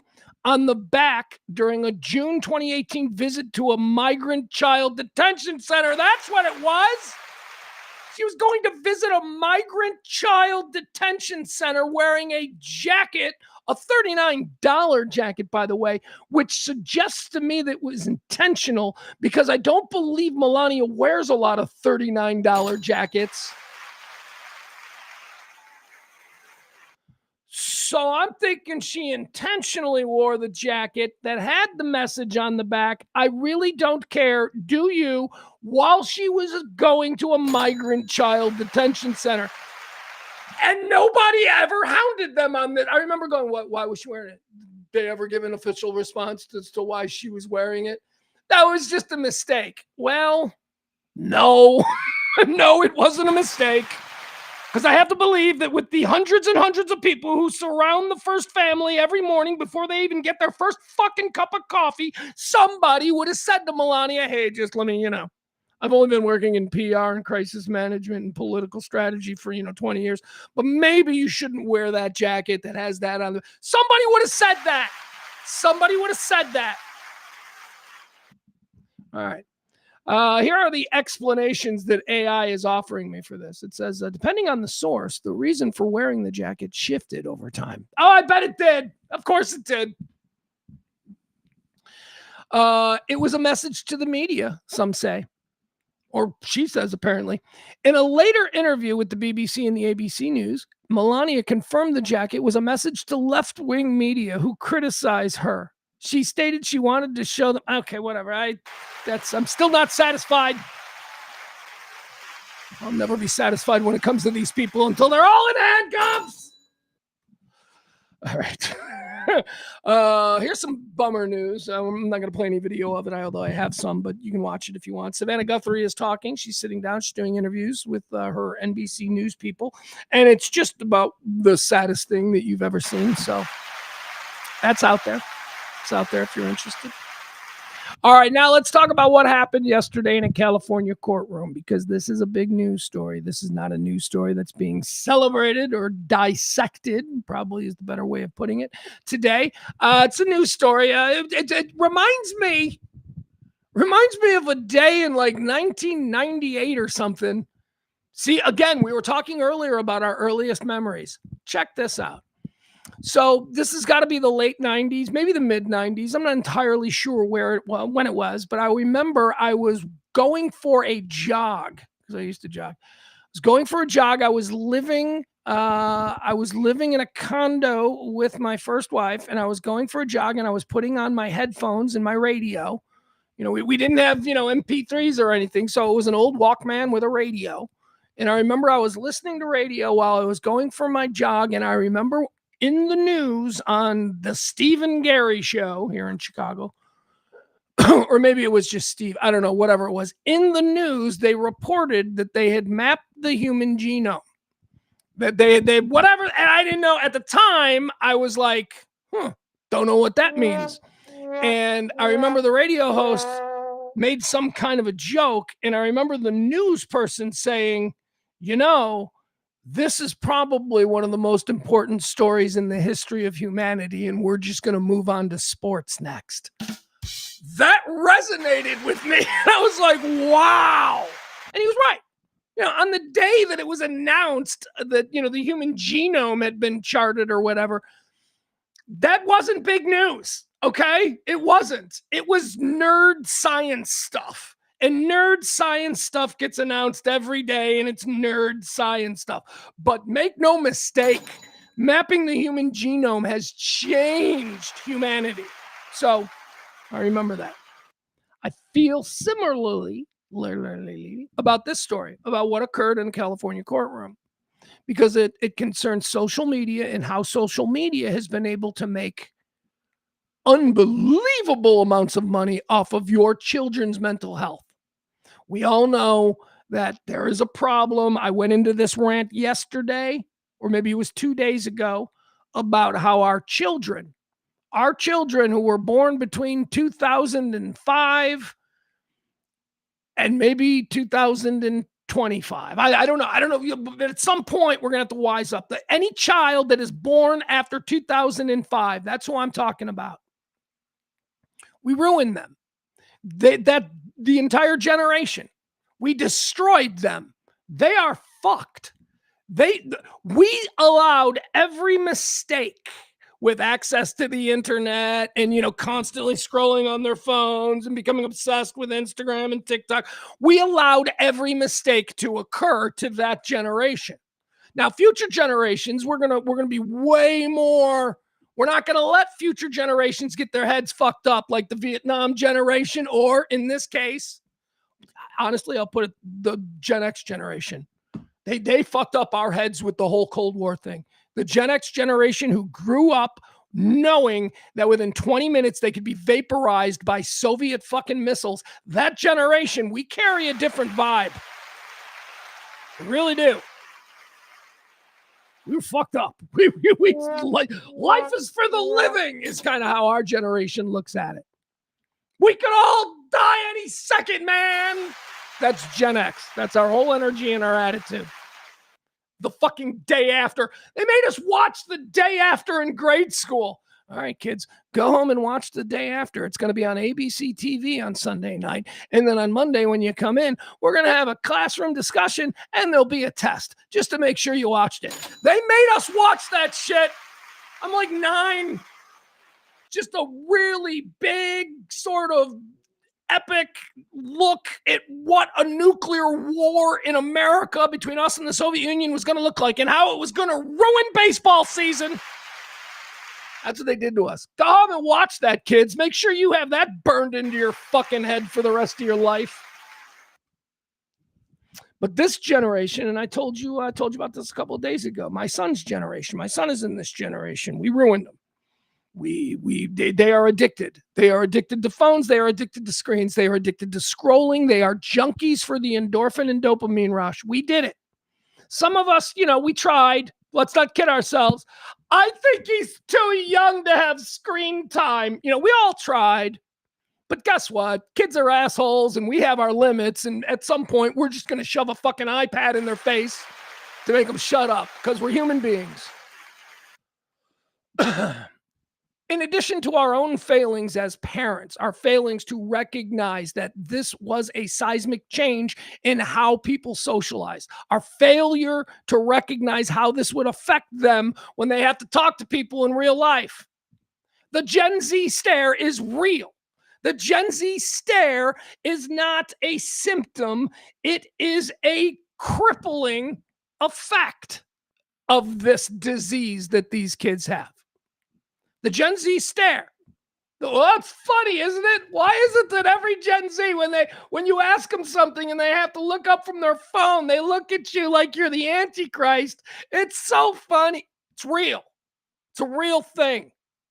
The Gen Z stare is also discussed in, one-on-one. Like you'll be having a deep conversation with your child and you are expecting them to respond and they're not because they're just going to stare at you and hope the ad ends. They're just waiting to hit skip so that they don't have to listen. That's a very real thing. And we did this to this entire generation. Now, we don't have to be hopeless about it. We don't have to be like, well, they're just garbage and we shouldn't expect anything from this. No, we're not there yet. But we do have to recognize that we did allow certain things to happen to them because we didn't know better. I mean, this is like, have you ever seen the pictures of the kids in the 1920s who worked in steel mills and they're like 9 years old taking a smoke break? They didn't know any better. It was just the way things were done.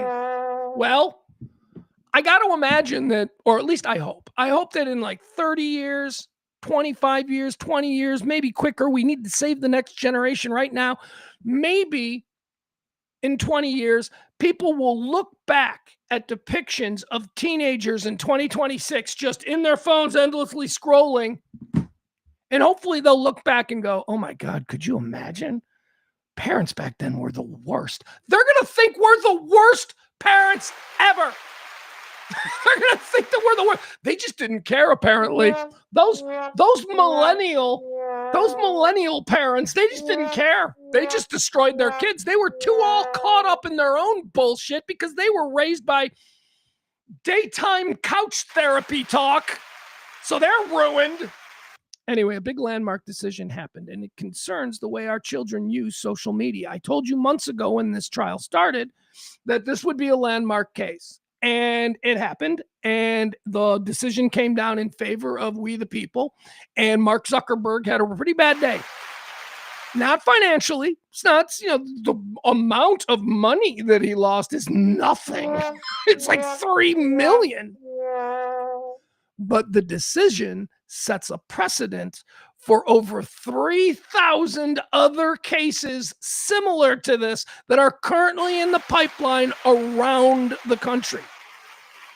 This was the canary in the coal mine case. Every other case will move forward now because of this decision. Now, it all centers on something that occurred in 1996. Can you imagine laws governing the way we use the internet in 2026 were created in 1996. That's what our children have been exposed to. A law that was created in 1996 when nobody knew anything about the internet and social media wasn't even a thing are the sort of fallbacks that the big tech companies have been using to defend themselves against their incredibly enriching and criminal activity when it comes to how they've been dealing with our children. So in 1996, the United States passed a law that was known as Section 230. Now, this law allows social media companies, this is 1996, right? So back in 1996, there weren't social media companies, but social media companies who have risen up since then look at this law and go, yeah, this is our get out of jail free card. This is what we lean on. In 1996, the U.S. passed a law known as Section 230 that allows social media companies to run their sites without being held responsible for what users post there. That's always been the thing. We're not racist. We have no control over the racists who use our site. Okay, let me continue. Since then, since 1996, the legislation called the law that built the internet, that's what they call it. It's the law that built the internet. Smoking their big cigars. The law that built the internet. Oh, that money and growth. Since then, the legislation that's now called the law that built the internet has acted as a get out of jail free card for tech companies. Only in extreme cases, such as when their services were used for sex trafficking, were companies held liable in U.S. courts. The California lawsuit, that's the one that just resolved itself yesterday. This California lawsuit turned this defense on its head. So remember, the defense of the tech companies had always been, we're not responsible for what people, we're not, hey, we just, we had a party and some Nazis showed up. We're not going to ask them to leave. That'd be rude. Right? That has always been the defense of the tech companies. The California law turned this defense on its head. The defense here, or not the defense, it focused on the way that Instagram and YouTube are designed rather than the questionable content that is on there. So instead of saying, yeah, we get it, you're not responsible for what people post. Boy, oh boy, do you make it easy for them. Boy, oh boy, do you seem to welcome them. And that's by design. And that's what they were able to prove in this courtroom. It says it focused on the way that Instagram and YouTube are designed rather than just the content that is posted to them. Meta, which owns, that's Zuckerberg. Zuckerberg owns Meta.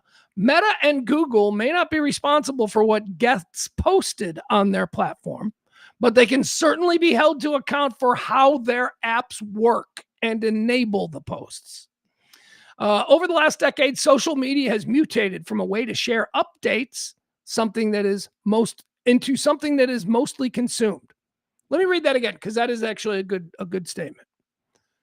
Over the last decade, social media has mutated from a way to share updates to something that is mostly consumed.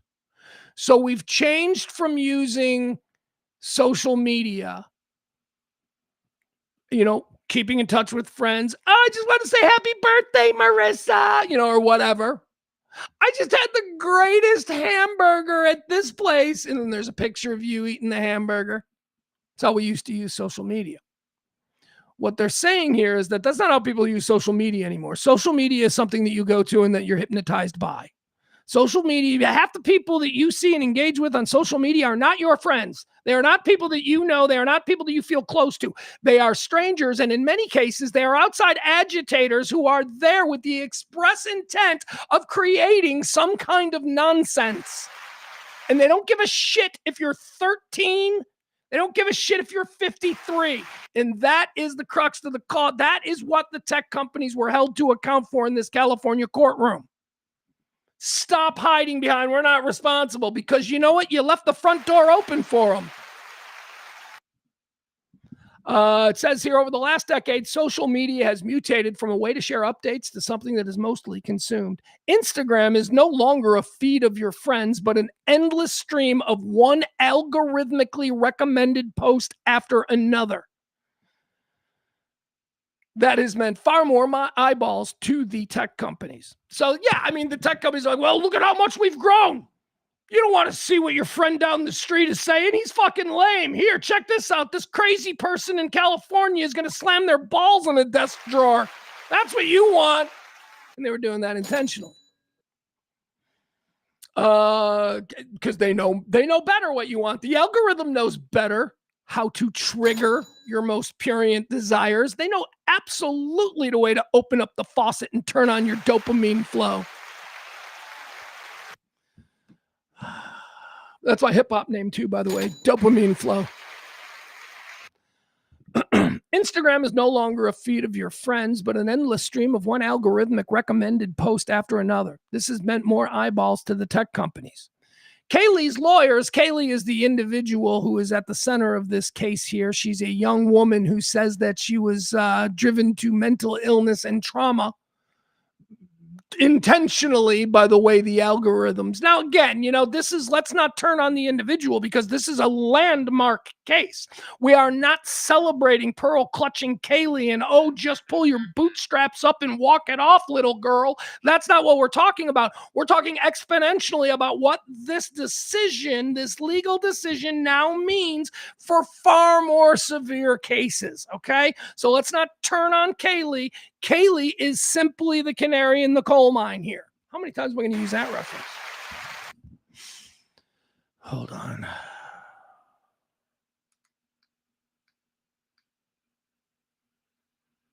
Oh, okay. Hey, I just dropped my phone. Let's see here. Kaylee's lawyers had argued that Meta and Google had known these features were harmful to children, but introduced them anyway, knowing that it would keep them on their services longer. So they were in the white van driving down the street, dangling candy out the window. That is exactly what Meta and Google were accused of doing. Adam Mosseri, who is the head of Instagram, he gave evidence in the trial, denied that the app was clinically addictive. He compared it to a good TV show. The plaintiffs had said that it was more like cigarettes or gambling in a casino. The jury, God, you gotta love a jury in these kinds of cases. This is where you need normal people. Thank God, the jury ordered Google and Meta to pay damages to Kaylee of $3 million. It goes on to say here that's an irrelevant sum for these companies. And they're absolutely right. $3 million is nothing. But further punitive damages may follow, and there are thousands of similar cases pending in California alone. That's thousands of others that are now linchpinned to this case that will now move forward. The ruling emerged after Meta was ordered to pay $375 million for misleading users about child safety on its apps earlier this week. Another legal blow for the tech sector. Both companies have pledged to appeal, and their share prices have barely registered a verdict, or barely registered a drop from the verdict. But the legal shield the companies have enjoyed for over 30 years is now gone. That is a big deal for us and for our children and for all of the fucking nonsense. I mean, I'm a grown man and I look at the stuff that's in my feed and I go, I see what you're doing, wink, wink. You know what daddy's into. You know what I mean? I know that. I used to joke that when I used to listen to Pandora, I used to say nobody knows me better than Pandora. The Pandora algorithm knows exactly what song I want to hear next. It is amazing. No skips on Pandora. I don't use Pandora anymore because I use Spotify. By the way, Spotify also, they got a pretty good algorithm. They know me as well. All right, so a very big deal, very, very big deal happened in that California courtroom, and our kids, although mine's lost. I think mine's totally lost. Mine will never not have the. So it's like this, okay? I'm like, hey, Mace, what do you want for dinner? Mace, what do you want for dinner? Mace, put the damn phone down.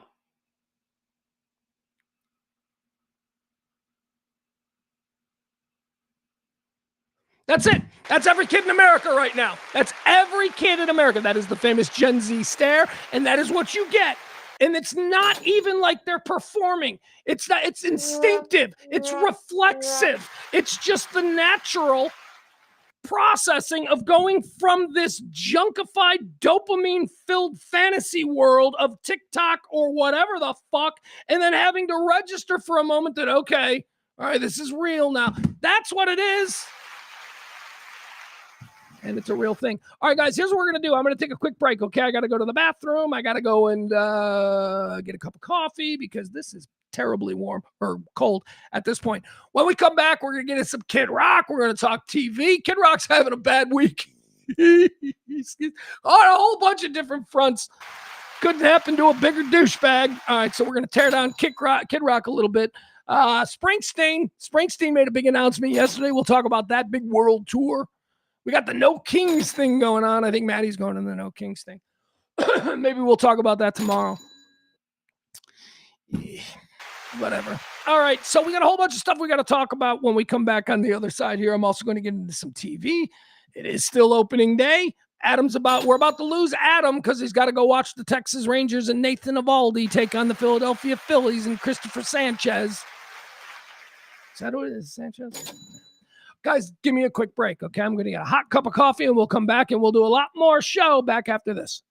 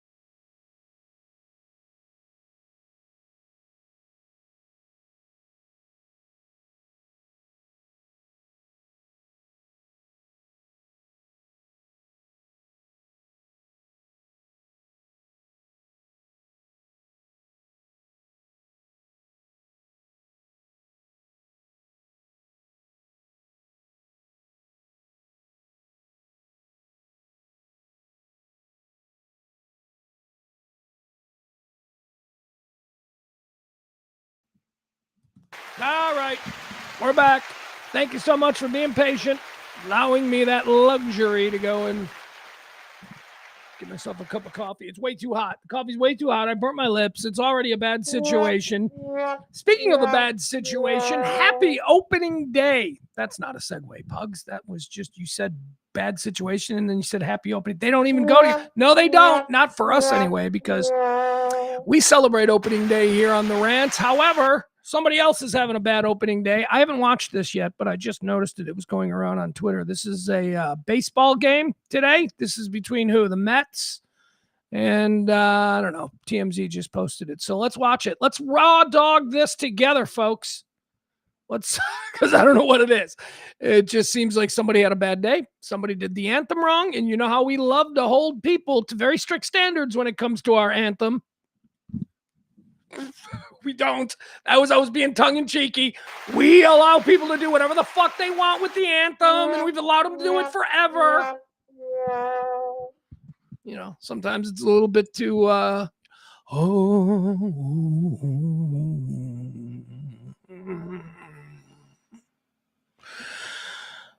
say, can you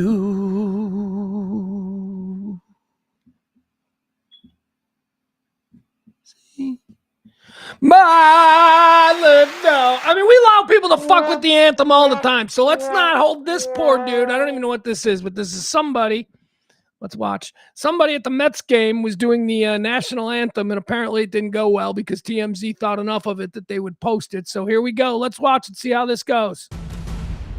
Oh, say, can you see by the dawn's early light what so proudly we hailed at the twilight's last gleaming, whose broad stripes and bright stars through the perilous fight, what so proudly we hailed. Is that it? Is that where he screwed up? That's not okay. Were proudless fight.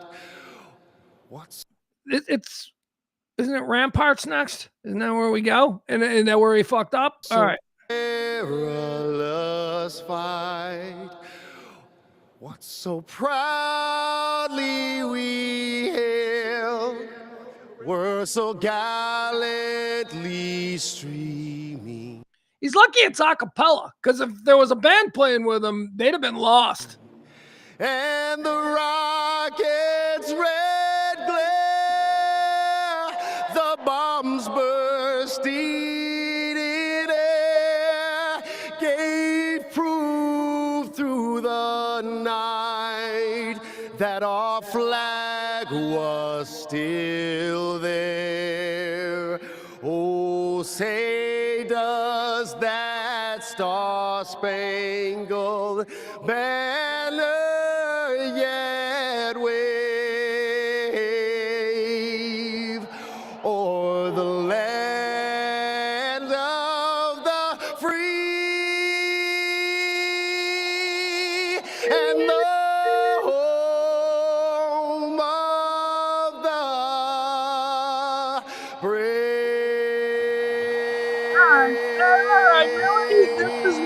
We're just talking here. That's the whole point of that. That wasn't a huge mistake. He missed the Ramparts line. Well, I'll tell you, just hearing that, though, was a nice rendition. I wasn't too tripped up by his little mistake there in the early goings. I don't think we survived. It was a nice rendition. National anthem. Well, I'll tell you, this country's got a lot of potential, kid. I know it looks a mess now, but we got a lot of potential still. All right. Also, I don't know what the hell's going on here. We talked a good half hour about what the hell is the White House doing with their stupid accounts.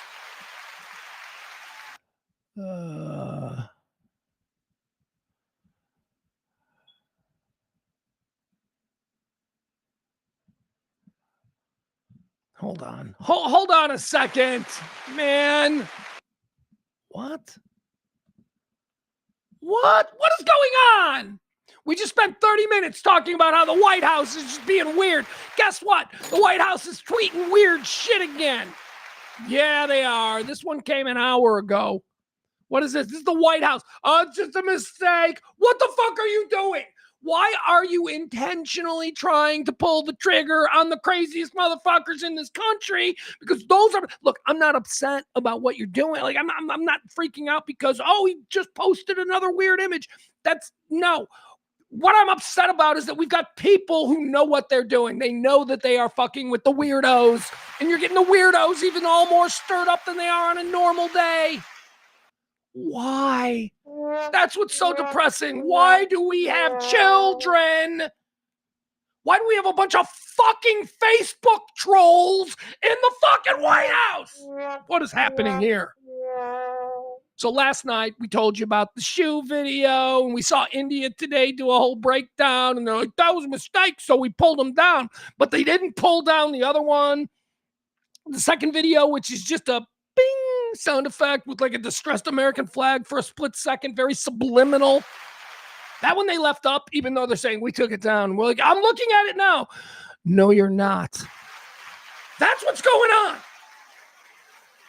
So now we get this from an hour ago. Wait. Oh, God. All right, hold on. So an hour ago, this is what do I need to make? I'll make it bigger just so. Why not? I want to make it bigger. There we go. Okay. There you go. So the White House, they just tweeted this, a pixelated, for what reason, I don't know. They're just, to make people go, why are they doing that? A distraction? Sure. They're trying to make sure the stupid people have something to be distracted by. I don't know. Maybe CNN is about to drop some new Epstein stuff. I don't know what is going on. The White House is actively engaging in psyops against normal people. Well, I mean, they are normal people being a very general term. They're hoping to be able to reach the craziest QAnon people out there to go, all right, that's it. Let's mobilize. We're taking all the post offices at midnight. Who knows what the fuck we're going to wake up to? Anyway, here you go. It's the White House. They're tweeting bullshit again. All right, so hold on. Let's stop sharing this for a second. Here, let's go back to this page because Grok can unpixelate. So let's see what Grok says. Somebody asked Grok to unpixelate it. And again, officially sent out by the White House, this pixelated weird-ass image. I mean, it looks like it's the president at the Oval Office. I don't know. I don't know what I'm looking at. So here's the coverage of it. Raw alerts, they're always very early. They're a pretty good follow, although they tend to be a bit, they like to stir the shit, but their stuff is, it's not completely void of any journalistic credibility. I'll say that, okay? There's a lot of truth to raw alerts, even though a lot of it makes me roll my eyes and a lot of their coverage seems petty, but whatever. Okay, so raw alerts is in on this White House tweet. It says, first, is it launching soon like the very odd post last night? And second, at Grok, unpixelate this image. All right, so Grok responds. Grok unpixel. What is this? That's not what this image is.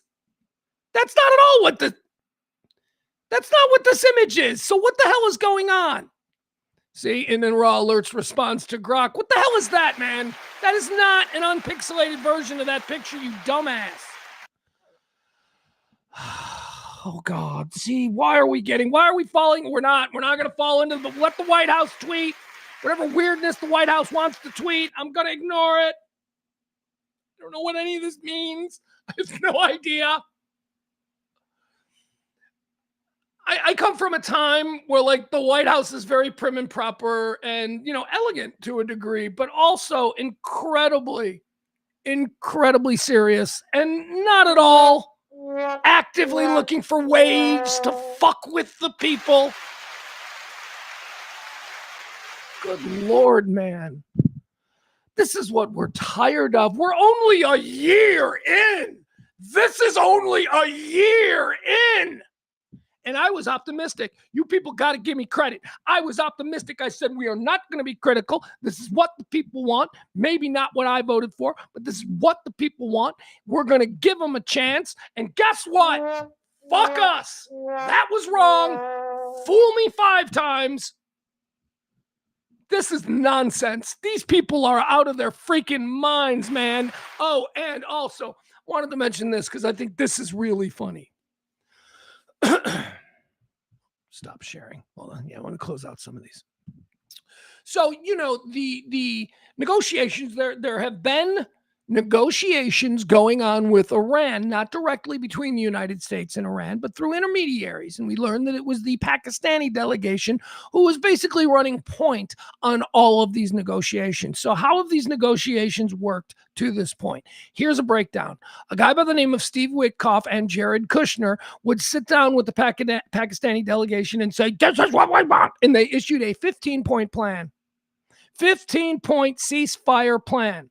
That was given to the Pakistani delegation by Steve Witkoff and Jared Kushner, the son-in-law, who, by the way, you just know, I just love it so much because you want to talk about, if you like the TV show Succession, you want to talk about the inner intrigue, the inner drama going on when this family sits down to Thanksgiving dinner. Let me tell you something. Don Jr. and Eric fucking hate Jared. Fucking hate him. Oh, not publicly, like publicly, behind closed doors. You want to talk about some Machiavellian shit going on? I have to imagine that Eric and Don Jr. at every minute that they could somehow take the knees out of Jared around Dad, they do. Why? Because Dad loves Jared more than he likes Eric and Don Jr. Eric and Don Jr. are massive disappointments to Don. Ivanka has never been a disappointment. She's his princess. And when she chose this man, Jared, for some reason, Don bought in. And Don's like, you're good enough to sleep with my baby. I love you. I wish you were my son. And don't think for 1 minute that that isn't how Don Jr. and Eric have perceived the level of influence President Trump has given to his son-in-law. And none at all to Don Jr. or Eric. Oh, you can just run the Trump organization. Just don't worry about it. When you need to know something, Jared will come to you and tell you. That's got to burn their asses, man. Not to mention how much Tiffany probably resents Ivanka. Oh, this TV show is going to be great. It's going to be great. These fuckers will probably give us a reality version. Seriously, when all this is done, we won't have to wait for some HBO Judd Apatow Frank Rich collaboration again. Or no, who did Succession? It wasn't Judd Apatow. It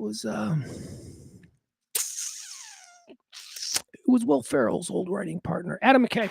Adam McKay? I think so. Anyway, craziness. It's craziness going on with these people. So anyway, the negotiations have been going on through an intermediary, the Pakistanis, and the Pakistanis brought Witkoff's and Jared's 15-point peace plan to the Iranians, and the Iranians said, no, my friend. No, I don't think so, my friend. Here's what we want. You are going to give us a bunch of money. You broke shit, man. You broke all our shit, man. 15 points on your 15-point peace plan. You broke our shit. You killed my dad. You killed my father. You don't think that one's going to slide, guys. You killed my dad. And then you killed my favorite uncle. And then you killed my brother-in-law, who I was starting to warm up to. I mean, so that was basically the response to Witkoff and Jared Kushner's plan. Bupkis. Nothing. They want somehow recompense for the murder of their people, which I'm sure can be arranged in the form of pallets of money. Does Obama still have his pallets of money? They want total control of the Strait of Hormuz. They're like, look, my friend, you give us the money, you rebuild our buildings, you drop to your dog knees and pray for forgiveness from Allah for murdering the great Ayatollah Khomeini. They want that. Probably not going to get it. in the Straits of Hormuz. That's the deal breaker. You know, I'm surprised they didn't counter with and the death of Israel. I'm surprised. That's progress, actually, that they didn't tag that in there. So anyway, that's how the Witkoff and Jared Kushner 15-point plan was received by the Iranians. It was garbage. So Trump responded by going, doesn't matter, we won. He's like, we won. Meanwhile, they're still lobbing bombs into Tel Aviv. They're out of missiles. Well, apparently they're not out of missiles. So it's not going well, is my point, with the favored son-in-law, Jared Kushner and Steve Witkoff. So the Iranians, I got another counter proposal, and I love it. The Iranians want to talk to Vance. The Iranians like, I tell you what, my friend, this is what we want. A little face-to-face. You bring the second most powerful man in the United States to our table. You sit him across from us, and we will negotiate with Vance.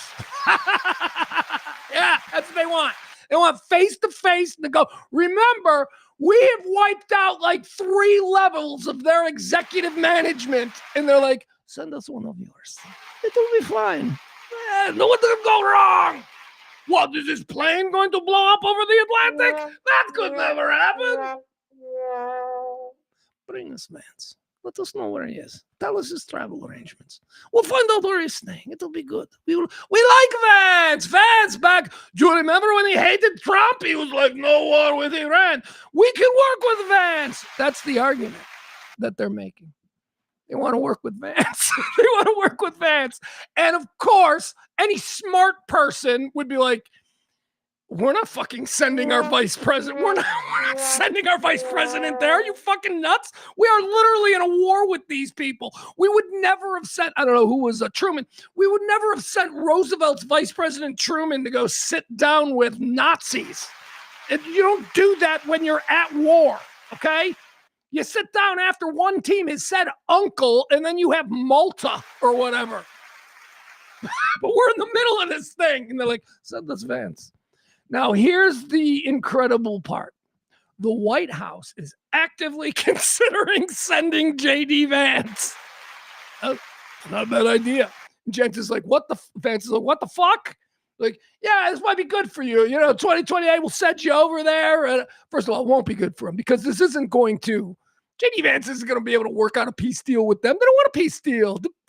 We've crossed the Rubicon, okay? We need to wipe all of this fundamental bullshit out. That's where we are. We need to do it with a coalition of Middle Eastern forces. Not a single goddamn kid born in Iowa should set foot in that region unless he's 30,000 feet above it, carpet bombing wherever the next battle is. That's our role. But anyway, so they're going to send Vance over there. Or they're thinking about it. And it just 2 things. It's like, one, because, you know, Trump, when Trump's got to know. He's like, well, this could be dangerous. I mean, I wouldn't go. Trump wouldn't go. Trump's like, I wouldn't go. Dangerous, right? I mean, I'm not crazy. I mean, these people, they could do anything. They could blow up the whole conference room. They don't care. They don't care if they live. They'll just do whatever to kill the vice president of the United States. That'll be a statement globally. That'll be a victory. And they're like, no, Mr. President, we would never send you, but maybe we ought to consider sending JD. I mean, let's see. Maybe they're nice. Maybe they're nice. Anyway, that's what's happening in the White House. And I love it because JD Vance is like, what the fuck? I ain't going. JD Vance is like in the vice president's mansion, pacing back and forth. He's got his pregnant wife, Uma, or whatever the fuck her name is. And he's pacing back and forth. He's probably chain smoking cigarettes. You know, he's got eyeliner that's smudged because he hasn't fixed it yet today. He's pacing back and forth. I ain't going, Uma. I ain't going. Oh, this fucking guy's crazy. He should go, not me. Why are you sending me there? Anyway, that's what's happening in the White House. And in between all that, they're just tweeting fucking bullshit designed to freak us all out. All right. Let's see. What else do we have here?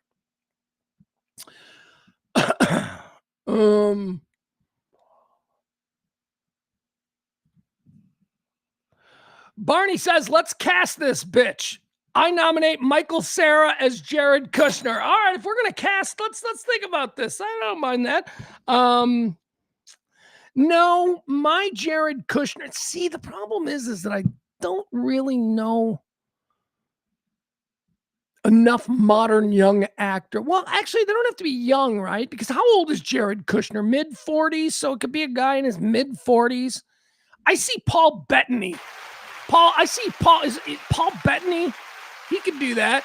Paul Bettany. All right. Let's go to Ivanka. Holy shit. Let's just go find a porn star. Let's give a porn star a mainstream break. Nah, can't do that. You know why? I'll tell you why you can't cast a porn star to play Ivanka. There ain't a porn star as gorgeous as Ivanka. Ivanka is like Ivanka Trump to me is one of just pure aesthetics. She is one of the 10 most beautiful women in the world. She is the way she carries herself. Now, there's a whole bunch of other things that make me go, oh, she's evil and awful. But I'm just talking about her walking down the street and me going, okay, yeah. That's pretty good. So I don't know who you can go. Paris Hilton. Let's do that. Let's cast Paris Hilton as Ivanka.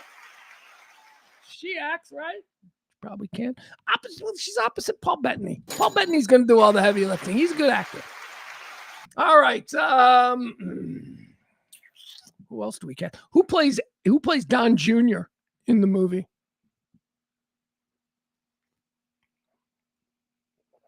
I don't know. This is going nowhere. I don't know. Let's go back to Barney. Barney's got another thought. He says Vance couldn't get a deal done with Denmark, for fuck's sake. Did they send him there? Did he do that? This is far more dangerous than dealing with Denmark. This is crazy. We're going to send a high-ranking. We're not going to send anybody from the executive in the direct order. We're not sending Mike Johnson. He's not in the executive, but you know what I mean. We're not sending Mike Johnson over there. We're not sending Trump. We're not sending Vance. Not sending Vance. We want to talk to him. He seems like a good guy. What? Everything about us is terrorism. Everything about us is bad. See, man, that's your problem. You don't even look at us like humans. I sit down. We'll have some tea. What do? They eat tea and olives, right? We'll have tea. We'll have some olives. Or is that like Greek? I don't know. Whatever. All right, here we go. He says, Amanda Seyfried is Ivanka. I could see it. Too young though, maybe. Man, I don't know. I'm so screwed up with how old these people are. Jason Bateman is too old, sadly. For who? Eric Jr.? No, it can't be. It's got to be.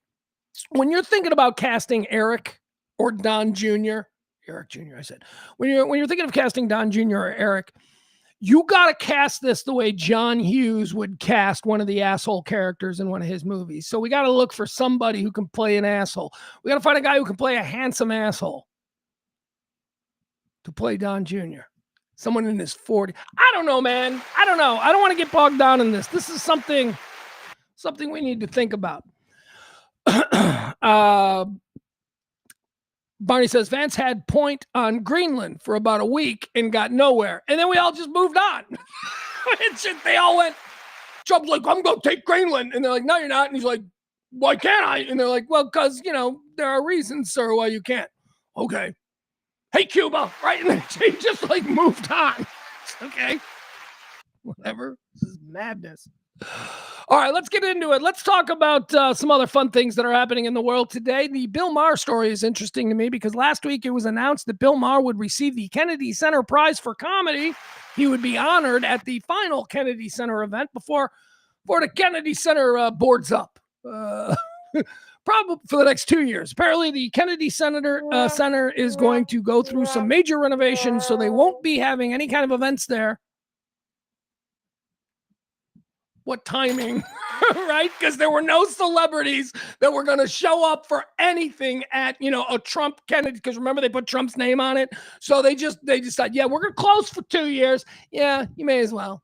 And in that time, we're going to put new wallpaper up in the women's bathroom. Okay. 2 years, you're going to shut it down because you're tired of being embarrassed by having the Kennedy Center announce celebrities that they want to honor. And then the celebrities going, yeah, no, not as long as Trump's on the name. That's a problem. So they're closing for 2 years and they're going to do one last one. And this is, I got to be a bit of a troll against Trump by the handpicked board of the Kennedy Center, because in the final show, the final Kennedy Center honors we held this year in a couple of months, Bill Maher had been nominated. Bill Maher, fierce Donald Trump critic, at war with Donald Trump. They have tweet fights back and forth. Trump hates Bill Maher. Kennedy Center announces Bill Maher. All right, so that obviously makes some news last week, and people are like, what? This is weird. This is kind of a shift. You wouldn't expect Trump's hand-picked board of lackeys who he placed there at the Kennedy Center. You wouldn't expect them to nominate a fierce Trump critic for one of the most important and prestigious prizes in comedy. This award is huge. Kennedy Center, Will Rogers, those are huge national recognition for cultural contributions. How is Trump? Well, they denied it. Carolyn Levitt from the White House, when the story was reported, Carolyn Levitt said, that is a lie. That is another example of fake news. Bill Maher will never be honored by the Kennedy Center. Comes news today. It is official. Let's not lean into the gotcha, okay? Let's lean into the fact that the spokesperson for the White House outright lied about a report and then used it to codify in your mind that all the media does is lie. That's the real issue here, not the fucking fact that the Kennedy Center is seriously trolling Trump because they did nominate Bill Maher. Bill Maher will receive the Kennedy Center Award. Here's the story. It says here, President Donald Trump's White House has insisted that it was right at the time. That's how they're caging it now. We were right at the time when I said that Bill Maher would never be awarded the Kennedy Center Prize, I was right at the time. No, you weren't, because he was awarded it. Quite literally, you made a statement that could never be defended later by saying I was right at the time, because what you said was he would never be given the award, and he was given the award. And are you saying at the time he would never? What the fuck timeline are we playing in here? It makes no sense.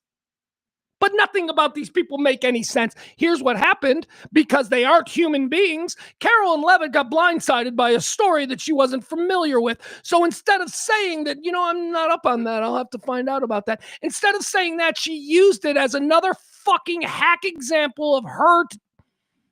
They're lying. See, this is that story right there. Bill Maher, you just said that there's a story that Bill Maher is going to win the Kennedy Center honor. And I'm telling you right now that is never going to happen, okay? Fake news. Another example of how everything from the left media, the Biden-Obama media, everything is... That's what she did. And now they're saying, yeah, he is going to get the award. And we were right at the time.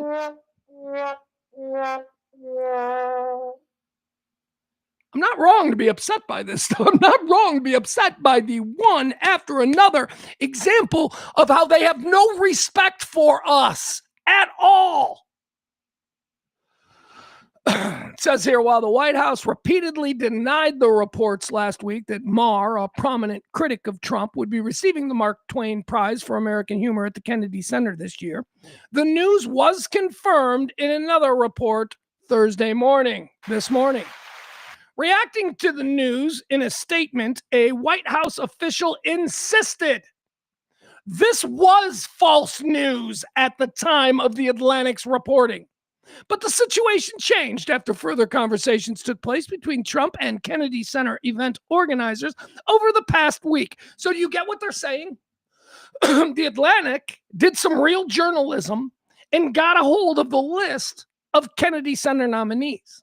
Real journalism, real boots on the ground, figuring out who's talking to who, interviewing people, getting leaks, building trust, doing journalism. The Atlantic did that, put a story out. Isn't that weird? They're going to honor Bill Maher. That was all real. And what the White House is having you believe is that they just got lucky. They made it up totally. And then Donald Trump himself thought maybe that would be a good idea. And he went to the board and he talked to them and they decided that Bill Maher, prominent Trump critic, should get the award. Oh, fuck you. That's not what happened. What happened was they decided it was set in stone. It got leaked. You got ambushed. You lied about it. And now you're making up a story about how benevolent your fucking king is. Stop it. It's gross. God damn. Politico Washington reporter Daniel Lippman confirmed in a report on Thursday that Maher would, in fact, receive the prize in June in a show broadcast by Netflix in one of the Kennedy Center's last public events before it shuts down for a 2-year renovation. Jesus, what are they going to do? I bet the first order of business is they're going to make sure that Trump Kennedy Center is not ever able to be taken down. They're going to do something. They're going to carve it into the side. They're going to make them tear down the whole facade. They want Trump's name off it. And we do. We must have. I will live the rest of my life fighting anything that tries to name anything after anybody associated with this goddamn administration. No Trump high schools. No fucking Trump airports. No fucking Jared Kushner expressways. No, none of it. Not accepting any of it. By the way, whatever happened to Rudy Giuliani? What do you think Rudy Giuliani's life is like at 10:15 on a Wednesday morning? What do you think Rudy Giuliani's doing? They have sidelined him. Oh my God. That dude, before he died, they must be taking care of him. They must be taking care of him for his silence, because no other former great American statesman has been humiliated so routinely. Nobody has seen their level of prestige drop so significantly in the eyes of the average American citizen, quite to the extent that I think Rudy Giuliani has. He is toxic to the administration. They don't want him anywhere near anything. So why ain't he doing a podcast? Why hasn't he turned on these people? He's being taken care of. That's why he's being quietly taken care of. Just stay, Rudy, do me a favor. Don't talk to the press. We'll pay your rent. We'll put you up. You're going to live in Manhattan. We're going to put you in some big penthouse. I know you're broke. I know you got all these lawsuits because you did stupid stuff on our behalf. Just keep your fucking mouth shut, and we're going to keep paying your mortgage, okay? That's what Rudy's doing now. Rudy's just shuffling around. He's got a beautiful view. I mean, it's a kick-ass place. I mean, broke-ass Rudy Giuliani still lives at a level of comfort that you and I could only imagine. He's got no assistants or anything because he can't pay anybody, but, he's just wandering around. He's got, Grubhub boxes on the coffee table, He's just wandering around in a bathrobe. It's 10:15. Just muttering to himself, probably watching Fox News or something. I should call. Trying to resist the urge to call into Fox News. Poor Rudy. All right. It says here, just last week, White House Communications Director Stephen Chung. Stephen Chung is the guy who looks like a human walrus. Just last week, White House Director of Communications Stephen Chung had called the claim literally fake news. Okay, so it wasn't only Carolyn Leavitt who didn't know anything about this story, but it's also the human walrus Stephen Chung, called the claim literally fake news, while White House Press Secretary Carolyn Leavitt insisted that it's fake news and another example of liberal bias in the media. Bill Maher will not be getting this award ever, Leavitt said. She's right at the time. At the time, she was right. At the time, she meant it. She just thought she was a little confused. She, in the moment, thought that she had final say as to who got it, and she was declaring that if I, Carolyn Leavitt, and I believe I do have this power, I, Carolyn Leavitt, will never allow Bill Maher to be a Kennedy Center winner. She meant it when she said it. It was true when she said it. The Atlantic, they got lucky. They made something up out of whole cloth, and then, it just... That's what we're dealing with on a fucking daily basis with these people. All right, now let's talk about. Now we don't need to do that story. Okay, so I'll just drop in there. We'll check in on this story. So this morning, the International Olympic Committee voted to ban trans women from competing in international competition. If you remember, Trump a couple of months ago, he made this demand of the International Olympic Committee. Basically, it's one of those moments, one of those few moments where, even a blind squirrel, where I'm like, he's right. Listen to him. He's right. And the International Olympic Committee has decided that if you were born a man, you cannot compete in women's sports. And thank you to the International Olympic Committee. Thank you. For every father who's got a daughter who is going to lose in some Olympic qualifying because somebody who was a dude 18 months earlier somehow ran a fraction of a second quicker than her. That is some fucking bullshit. We can have love for our trans friends. We can have compassion and empathy for what they are going through, but we have to be realistic about how we handle this new thing. This is a new thing. And again, it doesn't mean we fucking hate them when we acknowledge that, my God, that chick looks a lot bigger than the other chicks. Why is that chick so much taller? Why are her shoulders so much broader? That is probably going to help in this female shot put competition that my little girl, my little Gracie's been training her whole life. See what I mean, man? It's not all about cruelty. Sometimes it's just about, man, when you allow, there are victims. You know, I've always said, when you allow this to happen, when you show what a champion you are of people who are going through things that normal people don't go through, when you show that you support them and you show that you love them and we are here for your struggle, but you victimize somebody else in the process, you lose the moral high ground. And again, you can still love and support them and all that. So you know what we do now? Now we throw all our weight behind a trans Olympics. I mean, I won't. I won't be all that involved. I wouldn't get involved in the real Olympics. I don't really care about the Olympics. But you see what I mean? Let them have their own thing. There's probably some retarded kid out there who can set a world deadlift record, but we don't let him do it in the regular Olympics. We've got special. That's interesting. I would love to see weightlifting records for the Special Olympics. Let's do that, because that's the kind of stuff we do on this show. All right. Hold on. Let me ask AI. Now, this is a use for AI. First of all, AI, let me ask you, do they have weightlifting in the Special Olympics? And I would like to know where weightlifting records in the Special Olympics, how they compare to weightlifting records in the non-Special Olympics. Come on. All right, here we go. All right.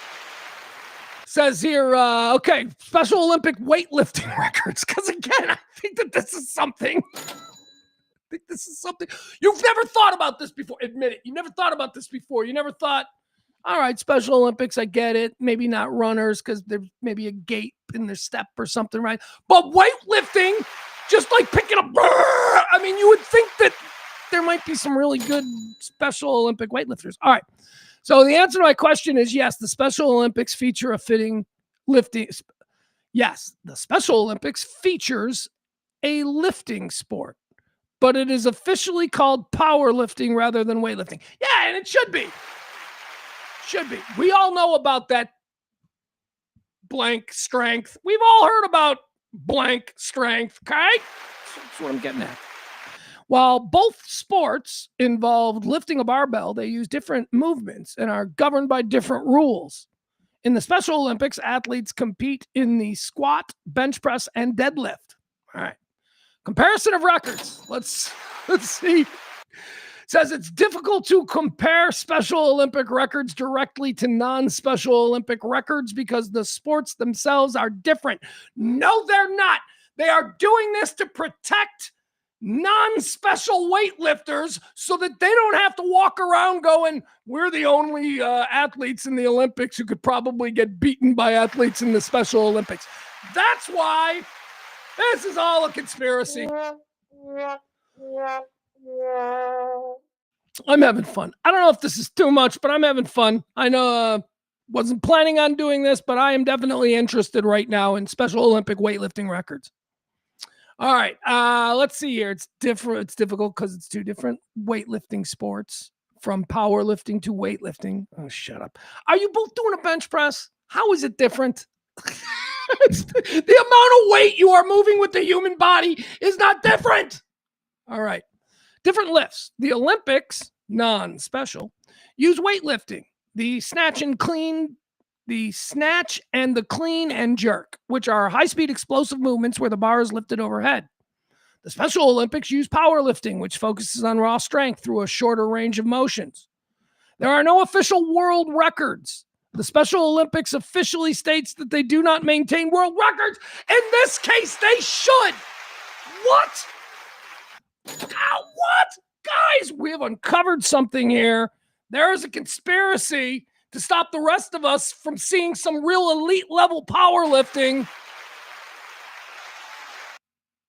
Seriously, this is like the one thing they might be better at than anybody else. Put this on TV. Come on, tell me you wouldn't watch this. Powerlifting, Special Olympic. But tell me you wouldn't watch. It'd be the one thing you'd watch. It'd be the one thing you'd watch because you'd be rational about it. Like I'm being, you'd be like, yeah, this is like the one Olympic event that I can watch these kids participate in that won't make me sad. Because no matter what, you're reminded, right? You see a special needs kid throwing a javelin, they don't have the same fluidity of motion. It's not sad. It's like, weightlifting, no. Fighting too, probably fighting. Do they have boxing?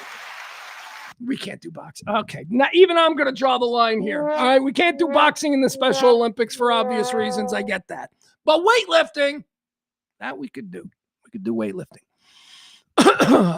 No official world records. Special Olympics doesn't do that. Elite performance, it says here, despite no official records, Special Olympics athletes achieve elite level strength. Of course they do. Of course they do. Thank you. Facts cannot be cruel. Facts are just facts. We are not, I am in no way, right? You'd be like, oh, Pugs is talking about retarded kids. He's obviously, any conversation about retarded kids, that's got to mean that he hates retarded kids and he ought to never work again. We can have a conversation about this. It's funny. It's funny. What, they're not allowed to laugh? Retarded, you ever spend any time around retarded kids? They like to laugh all the time. Stop bringing your garbage into this. They're just people. Anyway, elite performance, it says here. It says, despite not keeping Special Olympic powerlifting records, they have athletes who have achieved elite level strength. For example, athletes have recorded deadlifts of over 650 pounds and 530 pounds in regional competitions. All right. So I don't know how we got on this subject. Oh yeah, because the IOC says, you know what? Just we're not gonna play this game anymore. If you were born with a penis, you will never be allowed to participate in a woman's sport in the Olympics. That's just okay. If you're good enough, stay a man or compete against guys. See how you do. Shouldn't be an issue for a truly great athlete, right? Shouldn't be an issue. That's how I see it. And again, you can show love and compassion and understanding, and you can be friendly with, and you can treat, these people with the same sort of openness that you would treat anybody else. They aren't, I was going to say they aren't different. Well, they are different, but they, Jesus said we love the different. Did he say that? I don't know. That sounds like something Jesus would say. I'm going to go with it. It's in the vibe of Jesus. All right, let's move on now. Let's talk about, let's see, what else do we have? Look at that. I didn't even want to do the story about the IOC, and it led me down a bunny hole into discovering that Special Olympic powerlifters are every bit as good as regular Olympic powerlifters. All right, let's see here. Adam's in the chat room. Adam says, I prefer a clean snatch so I don't have to jerk. I get it. That's good. Barney in the chat room. Barney says Special Olympics judo would be fire. Yeah, it would. It would. Wrestling, fighting, boxing. It would be really good. Be interesting. I would watch it. But you can't. Here's why you can't do it. You want to know what the main reason why? You want to know why a normal, morally grounded, decent person says we can't have Special Olympic boxing? Because on some level, we understand that an actual boxer is in their right mind when they choose to box. They are making these decisions. They have a full capacity and understanding of what boxing is, and they want to do it. I don't know that the same can be said for somebody who has special needs. You're just training them to box. Do we really know that they like getting hit? It's not. So that's why we can't do it. Barney, I'd love to see it. I would, but we can't do it because we got to maintain some level of civility. We can't. Bum fights was different. Now, I was an advocate for bum fights. Remember bum fights? We couldn't do bum fights. We should be able to do bum fights. Jason, we should be able to do midget tossing. Midget tossing, excuse me. I had a friend back in the 90s. He was a part of the radio show that I did, because I don't know if you know this, but back in the 90s, everybody had a midget associated with their brand. Everybody. We all had midgets. They were everywhere. 90s. Good time to be a midget. There was a lot of money to be made. But then all of a sudden, midgets couldn't make money. Midgets were not allowed to make money going to bars and getting tossed. No. We took away that revenue stream from the exact people that they were theoretically trying to help. You're throwing the little person.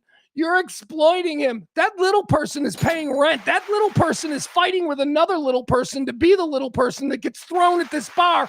So back the fuck up, okay? Yes, but it's not wrong. Or it's not right that they make money like this. Okay, you know what else isn't right? Strip clubs. Let's go put all the strippers in jail. You can't stop a woman from using her body. See? But you can stop a midget from being thrown? God damn, we need to bring back midget throwing. We do. People loved it. They loved it. They wore little helmets. It was fun. Reputable bars had soft landing spots, is all I'm saying. These are all my hot takes. Powerlifting in the Olympics, Special Olympics.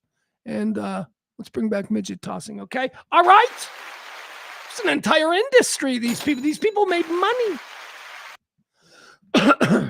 All right, let's see here. And I know when it changed. It changed when Kelly and I started doing dodgeball, because one of the first things that we always wanted to do with dodgeball was we wanted to field a team of little people, the thinking being they'd be way harder to hit in dodgeball. It was a genius idea, and guess what? Around about 2002, 2003, the radio station was like, you can't do that. We're CBS corporate. That's exploitation of little people. And it's like, no, it's giving little people $50 to show up and play dodgeball. That's what it is. Exploiting them?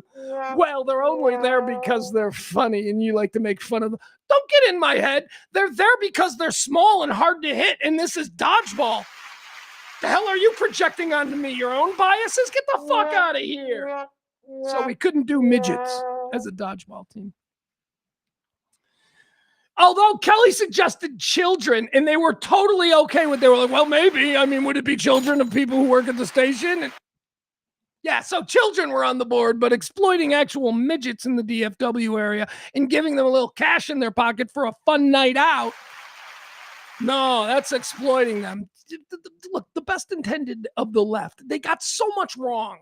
They overstepped so much in their desire to climb atop their fucking pedestal and look down on everybody and go, you shouldn't do that. And that's why we have Trump. That's why we have Trump. The left did it. We have Trump because the left did it. And we have Trump because not only did the left do it, but the moderate left allowed it. Yes, we know they're weird, but, you know, we're just going to let them keep doing it. Same could be said for the right. I mean, the right got totally out of control. We know that. But we've done the postmortem on the Republican Party for years now. We know that that's over and it'll never come back. Now we're talking about the left now, because it's not like they're fucking perfect either. They suck just as bad. Wokeism in general. Wokeism in general is a good thing. What wokeism means is that you are awake to the way the world actually runs. And you choose, because now you see, because you're awake, you choose kindness and love and everything. That's sort of how I believed it in the beginning. But no, that's not what it is. Now it got branded. Now wokeism is just any opportunity that someone gets to climb on top of a moral pedestal and tell you about how you're being wrong. That's what it became. And that's why we have Trump. And that's why it's such an awful, awful thing. It's been branded. Wokeism is bad. That's how it's been branded. We all accept that. We all understand that. Even the most woke out there still don't walk around going, I'm woke. They don't, because it's been branded and it's been destroyed. But at its center, in the origin stage, it was well-intended and it was a pretty good way to look at the world. But they fucked it up.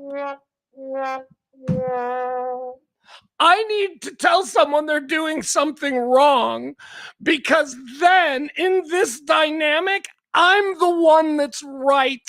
And it makes me feel better to be the better person. And the only way I can get that is if I tell somebody else that they're being a bad person. That's the fucking methodology behind all of this shit. And so real good people, real decent people, now they got to keep their mouth shut about showing empathy publicly or criticizing someone for being unnecessarily cruel. We all got to keep our mouth shut now because we wouldn't want to be woke. But I do want powerlifting in the Special Olympics and dwarf tossing to be brought back. How's that for woke? Bunch of pricks. All right, let's go. Adam's in the chat room. He's got a thought or two on the whole subject. He says maybe just test their strength with one of those boxing punch machines. Do you see what we're doing here, folks? Do you see what this is? This is called a negotiation. This is called compromise. This is fine. All right. Sign off on it. Satisfied. Can we get boxing punching games in the Special Olympics? Because I would really love to see some of the punching power of a retarded kid who can deadlift 500 pounds. I would be fascinated by that. No judgment. I might be impressed, though. I might be like, wow. Great example of compromise there out of Adam. Let's see, what else do we have here? We got to shit on Kid Rock, because seriously, we're not going to get out of here without shitting on Kid Rock today. So Kid Rock is in the news for two reasons. The first reason is kid's feeling a bit betrayed by Trump.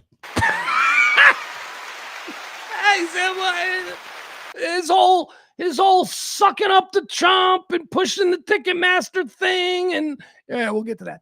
All of that stuff, right? That was the origin story of Kid Rock. I went to President Trump and I told him how fair Ticketmaster was.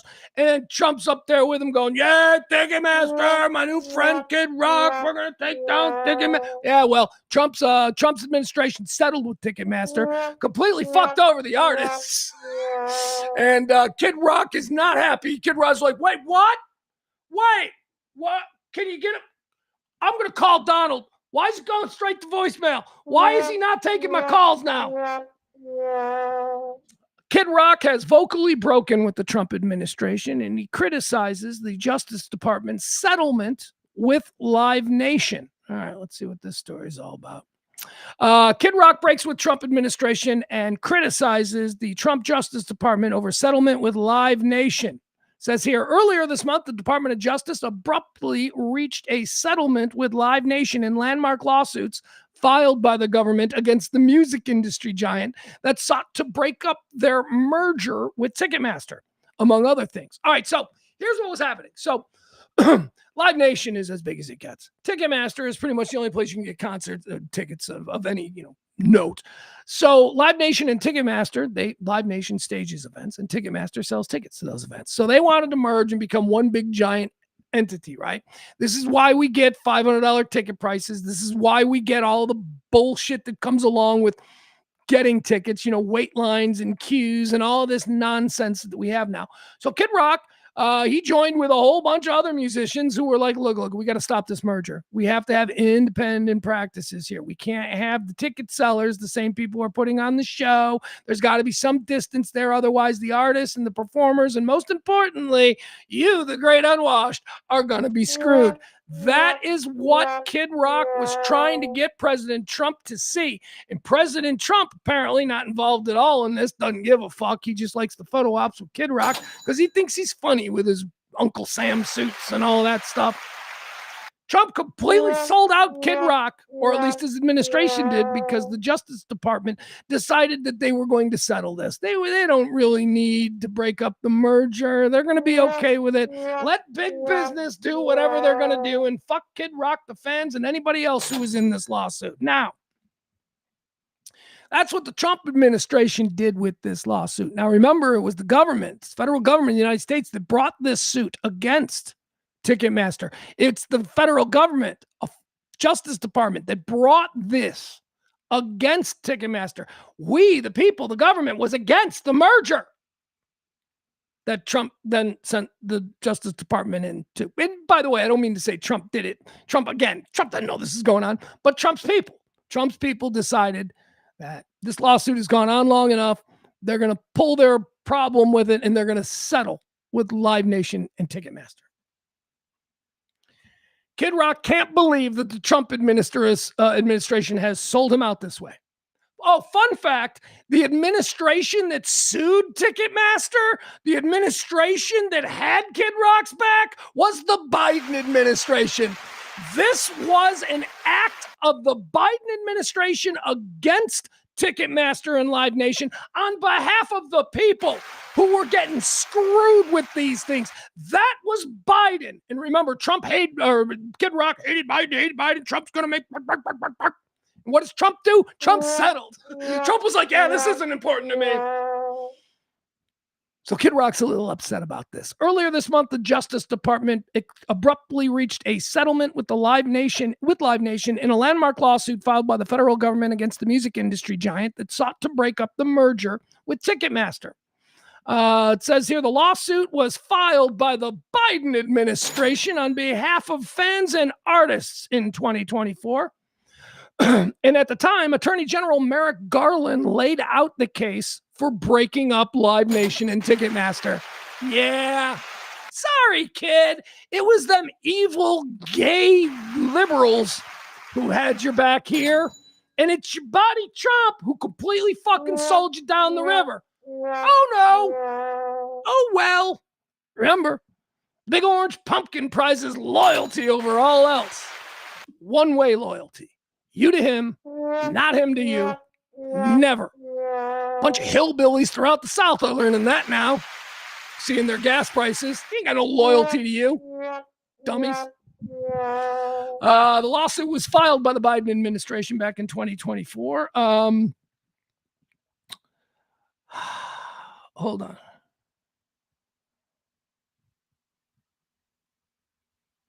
Okay, so at the time, here is what Kid Rock hates the Biden administration. Here's what Kid Rock heard from the Biden administration that should have made him very happy, but I don't know. He called them evil pedophiles. Here's what the Biden administration said about this lawsuit when they filed it. It said, we allege that Live Nation does not maintain its dominance in the entertainment industry by staying ahead of its competition on the merits. We allege, the United States government, that Live Nation controls the live entertainment industry in the United States because it is breaking the law. We are here because that conduct, as we allege, is anti-competitive and illegal. That's what the Biden administration said on behalf of Kid Rock when this lawsuit was filed back in 2024. A lawsuit that Trump said, let Live Nation do whatever they want. I can't be bothering with this. I got weird tweets to put out. So there you go. So kid's a little upset, although it probably hasn't resonated yet. He's probably still mad at Biden. You know, he's, oh, Biden, they settled. Biden's not president anymore, fuckstick. Let's see here. You can see why the Justice Department suspected they may be illegally operating, blah, blah, blah. Several states agreed with the Department of Justice back then and joined the lawsuits as plaintiffs. And the case finally went to trial earlier this month, but just days into the trial, it was announced that the Justice Department and Live Nation had agreed to a settlement that would avoid reversing the merger. So all the things that Kid Rock was upset about, Trump was like, yeah, we're not upset about that. They can go ahead and do that. And Kid's like, but, bow with a bow, but, bow with a but. Kid doesn't know how to react. Settlement allows the merger to continue, blah, blah, blah. All right. The biggest development, though, is that Live Nation will also be forced now to at least partially unwind exclusive agreements for 13 of its amphitheaters. All right, that's good. We got something out of it. It wasn't just fans who are disappointed. Let's see here. One of Donald Trump's biggest supporters was immensely disappointed in the settlement that was agreed to by Trump's Justice Department. Kid Rock has been a vocal proponent of breaking up Live Nation and Ticketmaster, meeting with Attorney General Pam Bondi last year to discuss the issues surrounding the ticketing process and appearing with President Trump in the Oval Office as the president signed an executive order aimed at reducing ticket prices. Remember that? It was probably one of the best days of Kid Rock's life. I'm in the Oval Office. Yeah, I got a president. He's gonna do what I want. This is gonna be great. And then nothing for Kid. Nothing. Let's see. Should Ticketmaster and Live Nation be broken up? I don't even know who those quotes are. All right, anyway, there's part one of Kid Rock's problems this week. He's been betrayed by the president of the United States. Part two, This is probably a much more concerning problem for old Kid Rock. He's in the middle of a tour, and it's on the verge of being canceled. They have canceled 4 upcoming shows because of low ticket prices. And you would think, like, well, where are these shows? Like liberal San Francisco? Nope.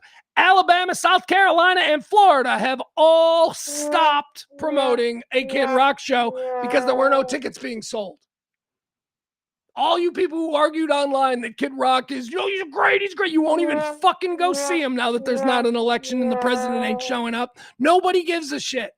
It says here, Kid Rock has faced notable cancellations and reported sales struggles on his current Freedom 250 tour and the associated Rock the Country Festival series in 2026. He really thought this was going to be a big money-making year for him because he thought the MAGA was going to be kicking on all cylinders and he was going to be able to ride that. And for some reason, he'd be playing county fairs, which isn't cool. But he'd be playing county fairs to like 50,000 people, which is better than he's ever done before, simply because of his association with this one political party, group, whatever you want to say.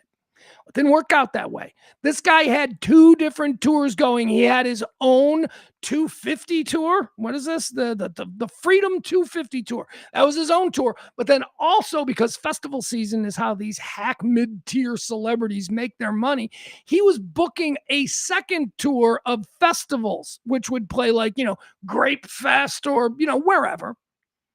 All of that shit is being canceled because nobody is buying tickets to see Kid Rock in 2026. Key cancellations. Rock the County Festival in South Carolina. This was a 2-day festival stop in Andersonville, South Carolina, originally scheduled for July 25th and 26th. It has officially been canceled. The reason cited, unforeseen circumstances, is the reason cited for canceling the festival there in South Carolina. Unforeseen circumstances. They had no way of knowing that nobody was going to buy tickets because they sold less than 200 tickets. They sold less than 200 tickets in 2 months. So they're like, yeah, no, I guess we're going to cancel this. Also, other artists who had signed up to play the festival with Kid Rock have decided that they don't want to share a stage with Kid Rock in 2026. Shinedown, Ludacris, and Creed have all departed in association with Kid Rock and his festival tour. They're going to go out on their own. So if you want to see Shinedown, Ludacris, and Creed, you probably still can. You just won't also be treated to some Kid Rock. New York dates. Kid Rock has abruptly canceled all of his scheduled 2025 and 2026 tour dates in New York, reportedly citing political differences with local leadership. Although low ticket sales appears to be the reason. Slow premium sales. So these are why all of these East Coast, Jones Beach, which probably would have been a very big, Jones Beach is the big New York City outdoor concert venue. He was supposed to be doing his festival there and nobody bought any tickets. With Long Island, look, you think New York, well, that's just all Alexandria. No, there's a lot of fucking blue collar Trump people in Long Island and on Staten Island and in the Connecticut suburbs and in Jersey. Look at The Sopranos. Look at the cast of The Sopranos and imagine if they were real people. They're Trump voters. So there is theoretical support for a Kid Rock concert, except it was theoretical at best. Because let's see here. It says slow premium sales. As of early March, his Freedom 250 tour was reportedly struggling to move the first class seats, which are priced as high as $5,000. Could you imagine paying $5,000 for what Kid Rock's version of first class is? Could you imagine paying $5,000 to see Kid Rock? He had entire rows of seats at that price point. And now he's like, what do you mean nobody? Have you seen MAGA? Do they look like they have $5,000 for a Kid Rock concert, you fool? He's such a fool. This is, gouging. He's trying to milk, whatever this is. All right, so slow premium ticket sales. The Freedom 250 tour was struggling to move first class seats, which are priced as high as $5,000. Also, independent or individual venues are struggling. Social media and news reports have highlighted specific venues where ticket sales were significantly below capacity, with one report claiming only 50 tickets had been sold for a planned performance in New York. Only 50. All right, there you have it. It's been a bad week for Kid Rock. The walls are coming down. Pretty soon, he's just going to go back to being Kid Rock, which was somebody who we'd forgotten about entirely. I can't wait for that. My God, you guys. It is 3:47 in the afternoon, and it is dark outside, man. It is. We are going to get some storming Norman. Oh, here's a little thing we can mention. So there's a news story going around. George Gervin. You guys know who George Gervin is? The Iceman. George Gervin, man, one of the great NBA players of the 1970s. Not so great that we talk about him in the same way we talk about Dr. J. Moses Malone, Kareem, but George Gervin is in that next tier. George Gervin is right there. The Iceman. George Gervin has filed a lawsuit against my quarterback, Caleb Williams, because Caleb Williams' nickname is now the Iceman, and George Gervin is saying that I have the trademark. Or actually, that's not true. And I think this is a problem for George Gervin. The problem is that Caleb Williams, his team, they have moved to trademark the Iceman. So if Iceman t-shirts, all that kind of shit, that's going to be, and this is normal for modern professional athletes. They get a nickname that sticks and they trademark it and they begin to market that. Just look at Air, right? Air Jordan, Nike Air, everything is Air. Oh, that's just Air. He branded that. He owns that. That's him. Nobody else can be. We're not going to have in 5 years Air Johnson. He's just like Michael, and we call him Air Johnson. No, they won't call him Air Johnson, because they'll never be able to sell a t-shirt that says Air Johnson without having to give Air Jordan money for it. So that's what Caleb Williams is doing with Iceman. And, George Gervin, he's been the Iceman for like 70 years. He never thought to trademark it. He never thought, because Caleb is trademarking it. And George Gervin is taking Caleb Williams to court for the rights to use the name Iceman. And George Gervin is also making it known that this isn't personal against Caleb, and he's actually quite proud to be sharing the name with somebody as exciting as him and blah, blah, blah. George Gervin's saying all the nice things, but it is about business and it is about money. And we'll see, because I will say this, and this probably wouldn't go over well in court where I called to testify on either's behalf. The first time we started calling Caleb Williams Iceman, I immediately went, well, there's already an Iceman. There's already Gervin. Gervin's already the Iceman. So that was my initial response to it. I'm not saying I can't get over that, and I think I did, because I like Caleb being Iceman better. But, anyway, there's that. That plays into another sports story that I wanted to talk to, and we won't spend too much time on this, but this is also an interesting one, and it comes in kind of the same vein, if you will. Frank Thomas. Okay, Frank Thomas, who is, I'm a Chicago White Sox fan. You can see that. Multiple White Sox hats. Frank Thomas is the greatest White Sox player in the history of the White Sox. And the White Sox were formed back in, if I have this right, 1542. 1542 is when the old Chicago breeches stockings. Anyway, they go back a long time. And Frank Thomas, who, if you are a modern baseball fan, you were treated to watch his career, although a bit muted because he played on the south side of Chicago, and we are like a small market team because we got the Cubs, because everything's coming. Anyway, point is this. Frank Thomas is the greatest player in the history of the Chicago White Sox. And as I said, that goes a long way back. And there have been some great players. Shoeless Joe Jackson is, obviously a bit controversial, but arguably better than Babe Ruth. One of the greatest players in the history of the game. Totally forgotten. We've had others, whatever. But Frank Thomas, let's just settle on now in 2026. If you were to hold a poll and you were to say, who's the greatest single player in White Sox? It would be Frank Thomas. It would be Big Hurt. There wasn't a flaw in his hitting. He played first base, so he wasn't a great first baseman. Doesn't matter. He was an inadequate and a fine first baseman, and he played most of his career in a league that has the DH, and there is no finer history that these eyes, in the history of these eyes, I've never seen a better hitter than Frank Thomas. Never seen a better hitter. Never seen a better hitter. You do not have a guy who hits 15 home runs a year who also walks 500 times a year. He had the best eye of any hitter I've ever seen. Just a skill, just a magic little thing. He got blessed. Boom. There you go. So Frank Thomas is without question the most celebrated and gifted single player in the history of the Chicago White Sox organization. So he's one of 4 guys with statues. 3 guys. He's one of 3 guys with statues. Fisk got a statue. Frank's got a statue. And who else got a statue? Was Ted Lyons? I don't know. Somebody from long. Shoeless Joe ain't got one. He should. Let's get Shoeless Joe a statue. Anyway. Frank Thomas is obviously a very important piece of Chicago White Sox history. Frank Thomas is suing the Chicago White Sox. The story broke yesterday. Frank Thomas is suing the Chicago White Sox, and this kind of plays into the story that we just talked about there when we were... Hold on. Sorry, I just lost something. Why did this happen? Why did I lose this? I just lost my place. I don't know why this happens. All right, here we go. Sorry.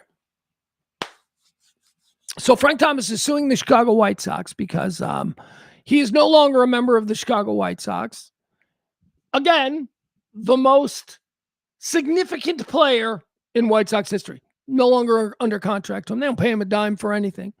And yet, the most popular White Sox jersey in the White Sox store and at White Sox games, if you go to White Sox games, everybody is wearing Thomas 35. That is by far the most popular White Sox jersey in circulation. Frank Thomas hasn't been an employee of this team in 20 years. He's an ambassador, or whatever, and he goes out and he speaks on behalf of the White Sox.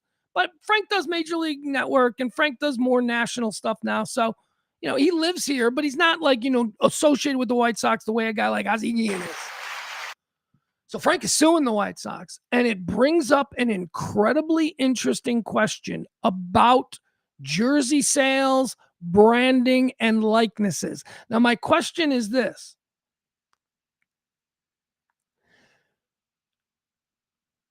When the man retires, when Frank Thomas retires, and he is no longer paid by the Chicago White Sox, or we can do this with Mickey Mantle, we can do this with Pudge Rodriguez, if you want to talk about about the Rangers, right? We can do this with any great superstar from a team that is just irreversibly connected to that team for eternity. The man retires.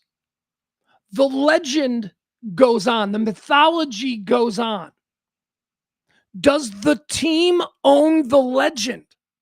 Does the team own the mythology of Frank Thomas, even though they are no longer paying Frank Thomas as an employee? So when the team sells a Frank Thomas jersey in their shop for $500 because he's a first ballot Hall of Famer, and those are the super expensive jerseys, do they owe Frank Thomas anything? It's his name. It's his number. We are buying it because of this man's accomplishments. We are buying it because we love Frank, right? But they don't get any money. This could be a groundbreaking suit in professional sports where retired players are looking at their jersey sales and going, I ain't getting a dime for that. Isn't that me? Aren't these people buying me? Now, I don't really have an opinion on it. I don't know. I would be very interested to see how this plays out, because it is the question. When the man retires, does the team still have the right to financially profit off the legend? And what rights does the man have to that? I mean, I think it's simple, again, talking about compromise. I think I'm shocked that these players don't get a piece of jersey sales anyway. Shocked. I know they do when they're playing. When they're playing, it's a part of the deal that they make with the players union and all that kind of stuff and the owners. So they get it when they're playing. But when they stop playing, I didn't know that if you went to a store in Dallas and we're going to mix sports here because it's a better metaphor, but if we were to go to a store here in Dallas, you were to walk in and you were to buy a Troy Aikman jersey, Dallas Cowboys going to make all that money. Troy Aikman ain't going to make a dime because you're buying, the Cowboys would argue, well, you're buying the mythology and we own the mythology. But are we? I don't know. I just think that's an interesting sort of conundrum. All right, what else do we have here? Nope, don't want to do that. That's too dark. We're going to cross over that. All right, let's talk about TV. Why not? Let's wrap the show up this way. We'll get into some TV talk, tell you about some things that I'm watching, and I want to give you my review. I have finally seen in its toto Peaky Blinders Immortal Man. Peaky Blinders Immortal Man, which is the movie that is designed to wrap up the Peaky Blinders television series. Peaky Blinders is a television series that I think more people are starting to find. I think, it's been around for 15 years or something. Great, terrific BBC television series about a real organized crime group who operated in Birmingham, England after World War I. So it's a period piece. It takes place in Birmingham after World War I, and it follows the rise of what began as a street gang into one of the most powerful criminal organizations, right? And it's based on a true story. It's based on the real Peaky Blinders, although the story, as it centers on the main character, Tommy Shelby, played by Oscar winner Cillian Murphy, the story of Tommy Shelby is made up. There was no leader of the Peaky Blinders named Tommy Shelby and all that. So that's all made up. But everything else is real. The fact that they existed, this is how they lived, this is where they lived. They were a hybrid of Irish travelers and Romani gypsies. That's what the Peaky Blinders were. Anyway, fantastic show. Incredibly good. Exciting. If you like gangsters, it's just incredible. Been on Netflix for like 15 years. Slowly, the slow burn, people started discovering it. And now it's a legitimate cult hit. And everybody is like, it's one of the great shows ever. Season 1 still probably has like a 65% on Rotten Tomatoes. I always like that with shows. Like you get a show that runs for 4 seasons, and by the time it ends, it's 4 seasons. People are like, that is the greatest show in history. And maybe you've watched it from the beginning and you knew from the beginning that it was really good. But then you look at like the Rotten Tomatoes for season 1 and like 65%, it's okay. It's okay. It's okay. Season 1, it's okay. And then you look at season 2 and there's been a whole bunch of off-season buzz. So season 2 is like 98. 98. It's so much better than season 1. It's 98. And then season 3 is 100. And then season 4 is 100. No, you fucking morons weren't being honest with season 1. And you didn't know. And you just decided to go, I don't know what this is, so I'm going to go negative 65 for season 1. They do that all the time. I like to watch that. I don't know if that's the case with Peaky Blinders. But anyway, Peaky Blinders is a critically acclaimed, incredibly great, dramatic, violent, funny, shot so incredibly well. The punk rock music. Stephen Knight, who's the creator of this show, I bow down to him because he did such an amazing job on this show. Stephen Knight did something that in the beginning I thought was curious, but now it is exactly the vibe of Peaky Blinders. He scored a television series, the music that he uses behind every scene. He scored a television series that is set in 1920. He scored it with all late 70s British punk rock. So like every fight scene where it's like these guys, these like old timey guys, every fight scene, you're listening to a Clash song. It's just so cool. Everything about Peaky Blinders was fucking cool. And as I say, some of the stars from the show have gone on to do other things. Most notably, Cillian Murphy is an Oscar-winning actor now for Oppenheimer. And, people are like, oh, he's a good actor now. He was a good actor then. He was a fucking Tommy Shelby. Tommy Shelby is right there for me with Tony Soprano as like the 2 most badass crime bosses ever. That's Cillian Murphy, Tommy Shelby. So anyway, Show ended after 3 seasons. Everybody goes off. They do everything. Cillian Murphy wins an Oscar. And the show is on Netflix. And people start discovering it. And especially then, after he wins his Oscar, people go back and they're like, this show's good. So Stephen Knight was approached by the BBC. And they asked him, they said, Stephen, you got to make a movie to wrap this up. You got there's a demand now. Your star is an Oscar winner, dude. Make a film for him. So that's what Stephen Knight did. Stephen Knight made this film. It is designed to wrap up the story of Peaky Blinders. You do not have to have seen the first 3 seasons in order to enjoy the movie. However, it helps. It helps to completely understand the pathos of Tommy Shelby, because if you go in cold, you're just going to be like, this is the most miserable son of a bitch on the planet. Well, you got to watch the previous 3 seasons to learn how he got there. I mean, so I finally watched it. And it was designed. It was Cillian Murphy was all on board. He's like, I got my Oscar, but I'd really like to play this character one more time, and I'd like to resolve, his storyline. So that's what this is, and I won't give anything away for you. It's got an incredible cast, new cast. Barry Keoghan, who is a young Irish actor who I think has made 3 movies, and he's been nominated for 2 Oscars. I mean, he's like an incredibly, I was going to say bankably box office hot actor. He's a guy, he's very good. He plays Cillian Murphy's son, Duke, who we were introduced to in season 3, but he was younger and it was a different actor. So anyway, they also introduced Rebecca Ferguson.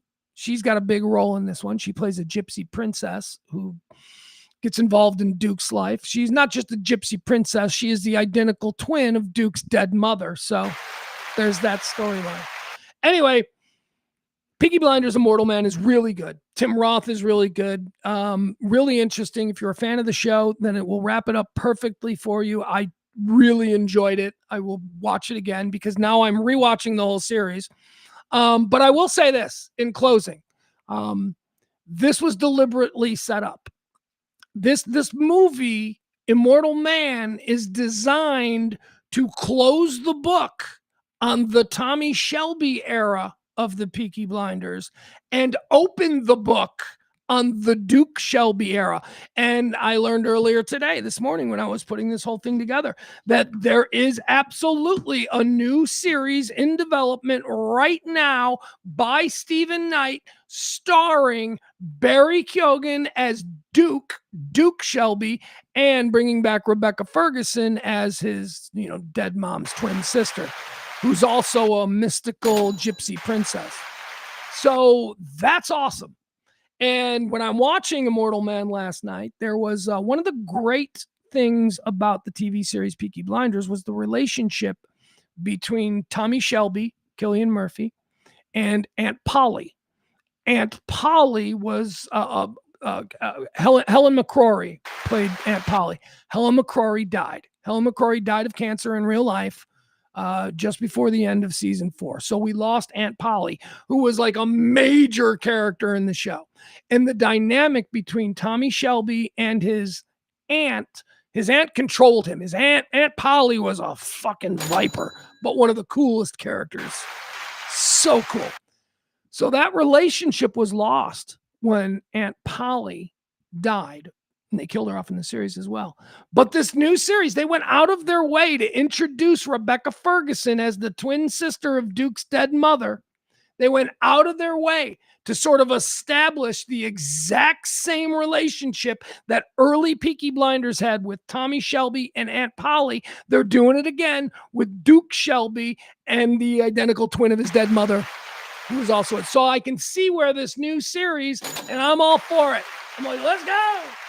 All right, there you have it. That's Peaky Blinders, Immortal Man. That's my quick little review of that. Now let me give you something that you need to watch. Let me tell you something that you need to watch that you're not watching. I don't understand. I don't know what's going on here with this show. This show, season 1, episode 1, debuted 21 years ago. 21 years ago, season 1, episode 1 of this show debuted. And now I'm at home watching season 3. 21 years later, 3 seasons, They do a season every 7 years. Remember the old joke about waiting for the next season of The Sopranos or whatever show it was that you loved and they were on hiatus? And you're like, when is the new season starting? And we used to complain because The Sopranos, instead of being 1 year, they would usually be like a year and a half. Yeah, well, The Comeback on HBO drops a new season once every 7 years on average. And it is a great show. It is an incredible show. Let me tell you about The Comeback because it ain't doing well. Like, I'm looking at it on HBO and they're promoting it and they're putting it up there and they're like, The Comeback, the final season. They're saying this is the final season, and it probably is. The Comeback, the final season. But then you scroll down and you look at the top 10 most popular and The Comeback ain't in it.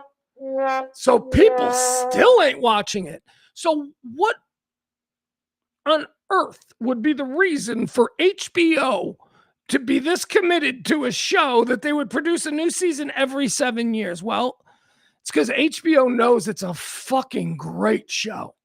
They know. They're like, for some reason, nobody's really getting this show. They're not coming to this show. Maybe we should promote season 3 after 7 years. The pedigree is there. It's that Michael Patrick King guy. He's like one of the gods at HBO. He created Sex and the City, and isn't he like the executive producer behind a whole bunch of other big, HBO shows and successors? So this is Michael Patrick King and Lisa Kudrow. Lisa Kudrow, who is an incredible actress.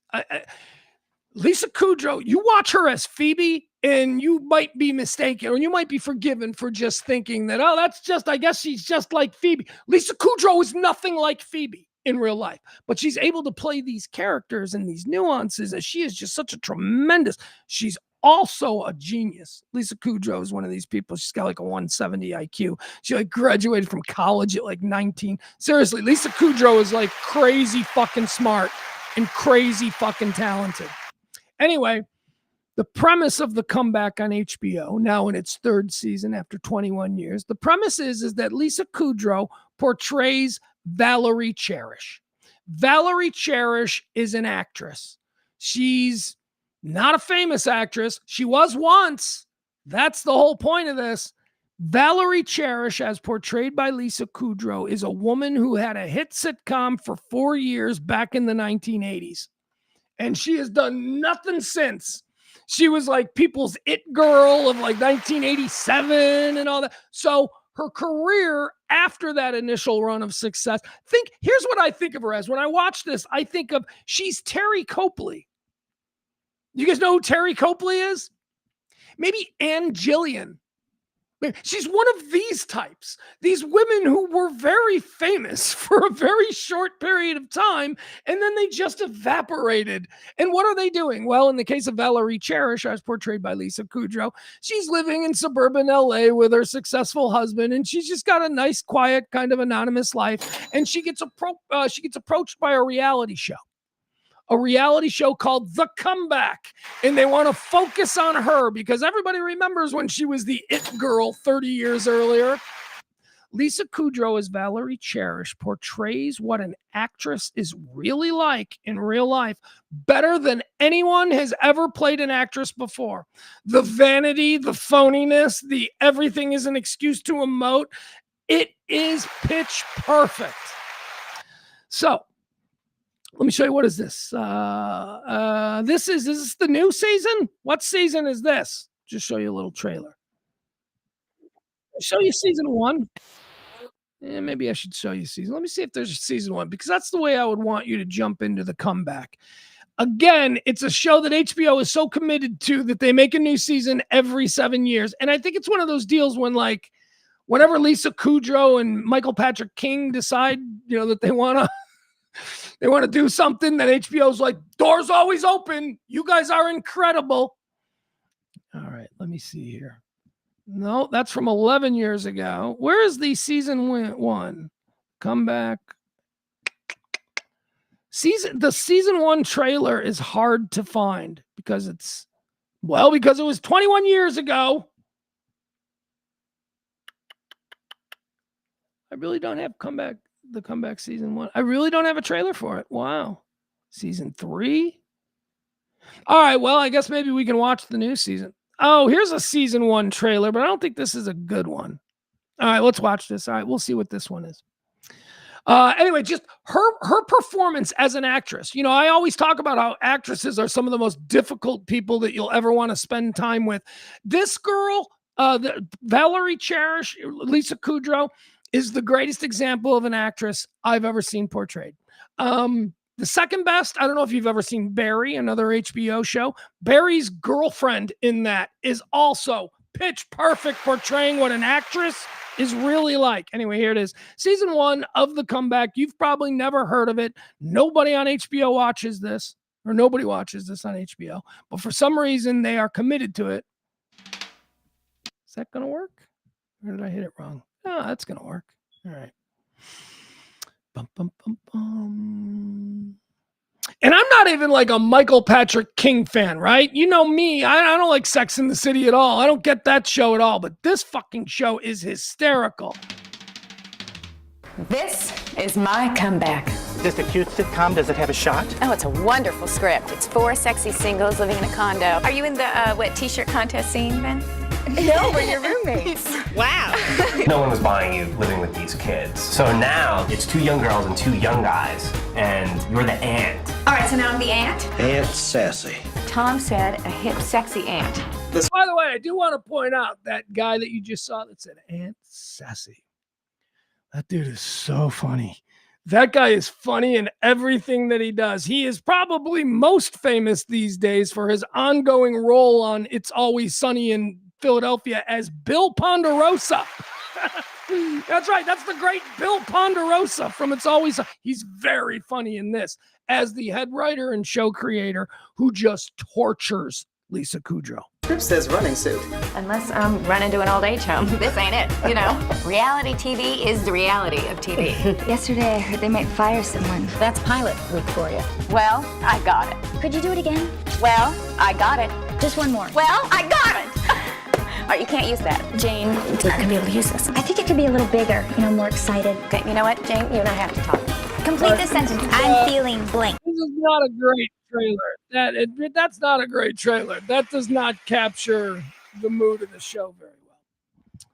Anyway, that is a funny ongoing bit where she's being followed by reality cameras, but she doesn't understand that there's no editing. So she's constantly like, all right, stop. Let's stop that. And they're like, we're not stopping. She's like, you got to stop. They're like, we are not stopping. And then there's, footage of her going nuts. The Comeback, it's on HBO now. What season? I haven't seen season 3. Let me see how are they presenting season 3 now? Because it's been 21 years, my God. Here's season 3. All right, this is the new season. Season 1 is great. Season 2 is amazing. So I'm very excited about season 3. Here we go. Let's see this. And that's, by the way, her little catchphrase. Hello, hello, hello. That was her catchphrase from her TV show for like 4 years in the 80s. All right, here we go. This is the latest one. Highest recommendation. This is a very funny show. It's very deadpan. People didn't get it. It's ahead of its time. Anyway. Hello, hello, hello. Welcome to my new chapter. Come on in. She's such a phony bitch. Anyway. Are you coming or taking it all in? Okay. This is a hip crowd. And did we leave room for dessert? He did. I have a show. Sitcoms are back. How's that? That's the name of the show. Such a good hook, too, because you can say it so many different ways. How's that? How's that? Oh, it's just so good. Ready for our first production meeting, executive producer? Fun to see how the donuts get made. Mary, Josh, first episode is wonderful. Yeah, that's not us. That's Al. Is there a third writer? That's the best part. You're not gonna have to deal with any asshole writers. It's being written by AI. Uh-huh. Wow. Well, that's new. How's that? Can be the next big TV hit for Stage 24. Funny? Check. Hey there, bitch. Complicated? Check. No consent. No consent. Single? Don't tell my husband. This is all part of the Valerie, come back! Oh, boy. Okay. No, she's okay. She's okay. She's right. All right. So what we need there is we need the same audience that has embraced hack to embrace or at least discover the comeback, because the comeback is better than hack. And I love hack. I talk about hacks all the time. It's a terrific show. The comeback is more edgy. The comeback is more biting. And the comeback has been doing that kind of content that we see on hack since 2005. Anyway, all right, that's going to do it for today's show. I love you all. We'll see you back here tomorrow. Tomorrow's Friday. It is going to rain. I got to get out of here. My God, the weather is bad. Look at me getting out of here just in time for rush hour traffic in a thunderstorm. Guys, be nice to each other, and we'll get back here tomorrow around noon, maybe 1, maybe 12:30. I don't know. We'll play it by ear. Be sure to like, follow, and subscribe. You'll be notified when we go live. We will go live tomorrow. So don't worry about that. We're definitely doing that. All right, bye, everybody. See ya.